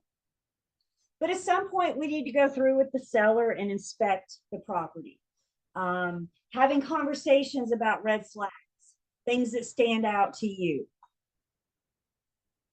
Asking questions. This is the discover piece of the discover and disclose. The seller already knows at this point that I have a duty to disclose all material facts. Now I'm in gathering mode, fact finding mode, as somebody just said. I need to talk to the seller when I'm inspecting the property. I need to talk to the seller about personal property that they would consider leaving. We need to talk about fixtures that they want to take. Remember back in Unit 2? And we had our personal property and fixtures and grandma's antique chandelier. I'm not going to look at the seller and say, no, you can't take grandma's antique chandelier. We're going to have a conversation about when they're going to take that fixture, how I need to advertise that. We got to prepare a listing data sheet. This is us gathering the information to put it in the multiple listing services. Our MLS gives us a checklist, we'll call it, that allows you to walk through the property and notate various features of the property. Ask the seller, what's your favorite room and why? Ask the seller, what was it that made you buy? Have the seller involved in selling their home, gathering this information, filling out that listing data sheet so we can properly promote their home for sale. I know this sounds awful, but hear me out. After a while, if you see enough homes, you go on enough listings and showing appointments, after a while, they all start running together. And if you don't make good notes when you're there, you're going to get home and you're going to be like, now, was that the place with the arched doorways, or was that somewhere else I saw 3 days ago? You guys with me? They all start running together after a while. So in time, you're going to want some kind of data sheet to make sure that you're properly promoting, you're properly advertising the property. As we're going through and inspecting the property, I got to ask, you see or smell a fresh coat of paint? My little red flag just went up. Hey, you guys just had it painted. Have you done any other renovations lately? Have you done any repairs? Just straight up and ask them, have you done any renovations or repairs? And if so, did y'all pull permits? If they say no, remember, I can advertise on permitted space, but I have to disclose that it is on permitted. So we're asking questions to find out. Is the property on public sewer? Can it connect to public sewer? Or are we on an on-site septic system? If it's on an on-site septic system, we need to get the permit so we know how many bedrooms to advertise. I can only advertise the number of bedrooms allowed on the permit. Anybody remember how many human heartbeats per bedroom? Just two human heartbeats per bedroom. That doesn't count your four-legged family members. So just 2 human heartbeats per bedroom. And guys, if the permit says 3 bedrooms, it's saying the septic system has the capacity for 6 people. And I can only advertise a 3-bedroom home. We're going to discuss the marketing plan. You know, what are you going to do to sell their listing? Well, I'm going to put it in the multiple listing services. Again, you know what every agent in the world does? They put it in the multiple listing services. How are you going to stand out? What are you going to do different? Are you going to do open houses? Are you going to do realtor opens, broker opens? Some companies have a 30-day marketing strategy, 60-day marketing strategy, 90-day marketing strategy. That could be the difference in hiring me versus Philip. It's how we're going to market, how we're going to sell your home. Question comes in, if the seller did renovations, is it possible for them to get permits after the fact? Yes. Yes, they can have it permitted after the fact. And if they say, no, we didn't, that's something I would definitely bring up. They just need to call the county. The county will assist in that. Do they have to?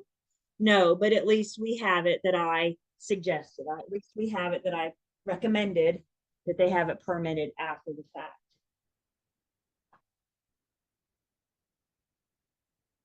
So discussing the marketing plans, not just I'm going to do an open house. When are you going to do an open house? How often are you going to do an open house? Are you going to put it on social media? Are you going to, I don't know, the real estate book is still out there. You guys go into restaurants sometimes and you see the little house that's got the books in there. It's getting smaller and smaller, but it's still out there. There's still a market of people Y'all, not everybody's online. There's still a handful of people that want that print media. Maybe you run it in the paper. I don't know. What is your marketing strategy? And then we're going to help the seller determine not just the square footage, but the total heated square footage, the living area, if you will. I got a full-blown discussion coming on square footage later in this unit. So we'll see that. We'll see that next week. I think it's fair to say most of the, just looking at this screen, we're just easing you in, you guys. I think it's very fair to say that most listing agents' job is done before it goes online, before the public sees it. We're gathering, we're finding all this information, getting these material facts, gathering information about the property accurately. A lot of the listing agent's job happens before anybody ever sees it for sale.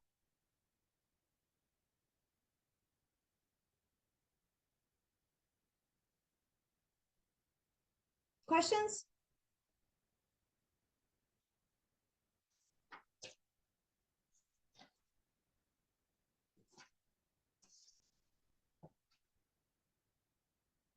You guys have a listing agreement in your book starting on page 192. Please don't look at the one in your book. I'm telling you right now, the one in your book is 2 years out of date. Remember, anytime you're looking at a form, you always go to the online learning system. We're going to look at our listing agreement next week. So online learning system should be in the Julie folder. And there is your exclusive right to sell. This is the current one. So if you want to look ahead under the Julie folder, this is our current listing agreement.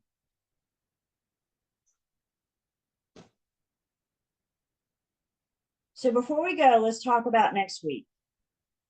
First off, as a reminder, if we look at our tentative schedule, I only get to see you guys one day next week. We do not have class on Thursday. So we'll meet each other on Tuesday, and then you guys get a break. But I wouldn't take time off. I would use this break to allow yourself to get caught up. Several of you have told me this is a lot of information and you're overwhelmed. I get it. I'm giving you the gift of time. Use next Thursday to your advantage. Come to class on Tuesday, but you can use Thursday to your advantage. So when we come together on Tuesday, we're going to finish you or not finish. We're going to keep going in Unit 8. I can't guarantee you that we'll finish it. But for those of you looking ahead, keep going in Unit 8. And then you get the time, you get the opportunity to get yourself caught up. Take advantage of next Thursday, please. Everybody good? Class is just on Tuesday next week. And we keep going in Unit 8. I can't tell you exactly how far we're going to get. I doubt we'll get through it. That's pushing it. So let's not try to do that, especially with the math coming up. And then, of course, on Tuesday, before we leave, we'll talk about what the following week looks like. But 1 week at a time, right? So class on Tuesday, keep going in Unit 8. What questions do I have? Comments?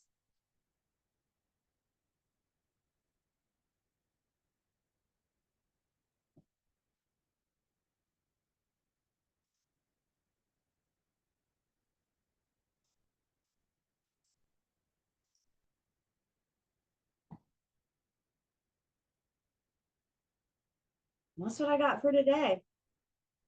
Y'all be safe out there tomorrow. We don't know what's getting ready to happen, do we? But all I know is just be safe. And we'll see you guys on Tuesday. You be safe as well. Thank you.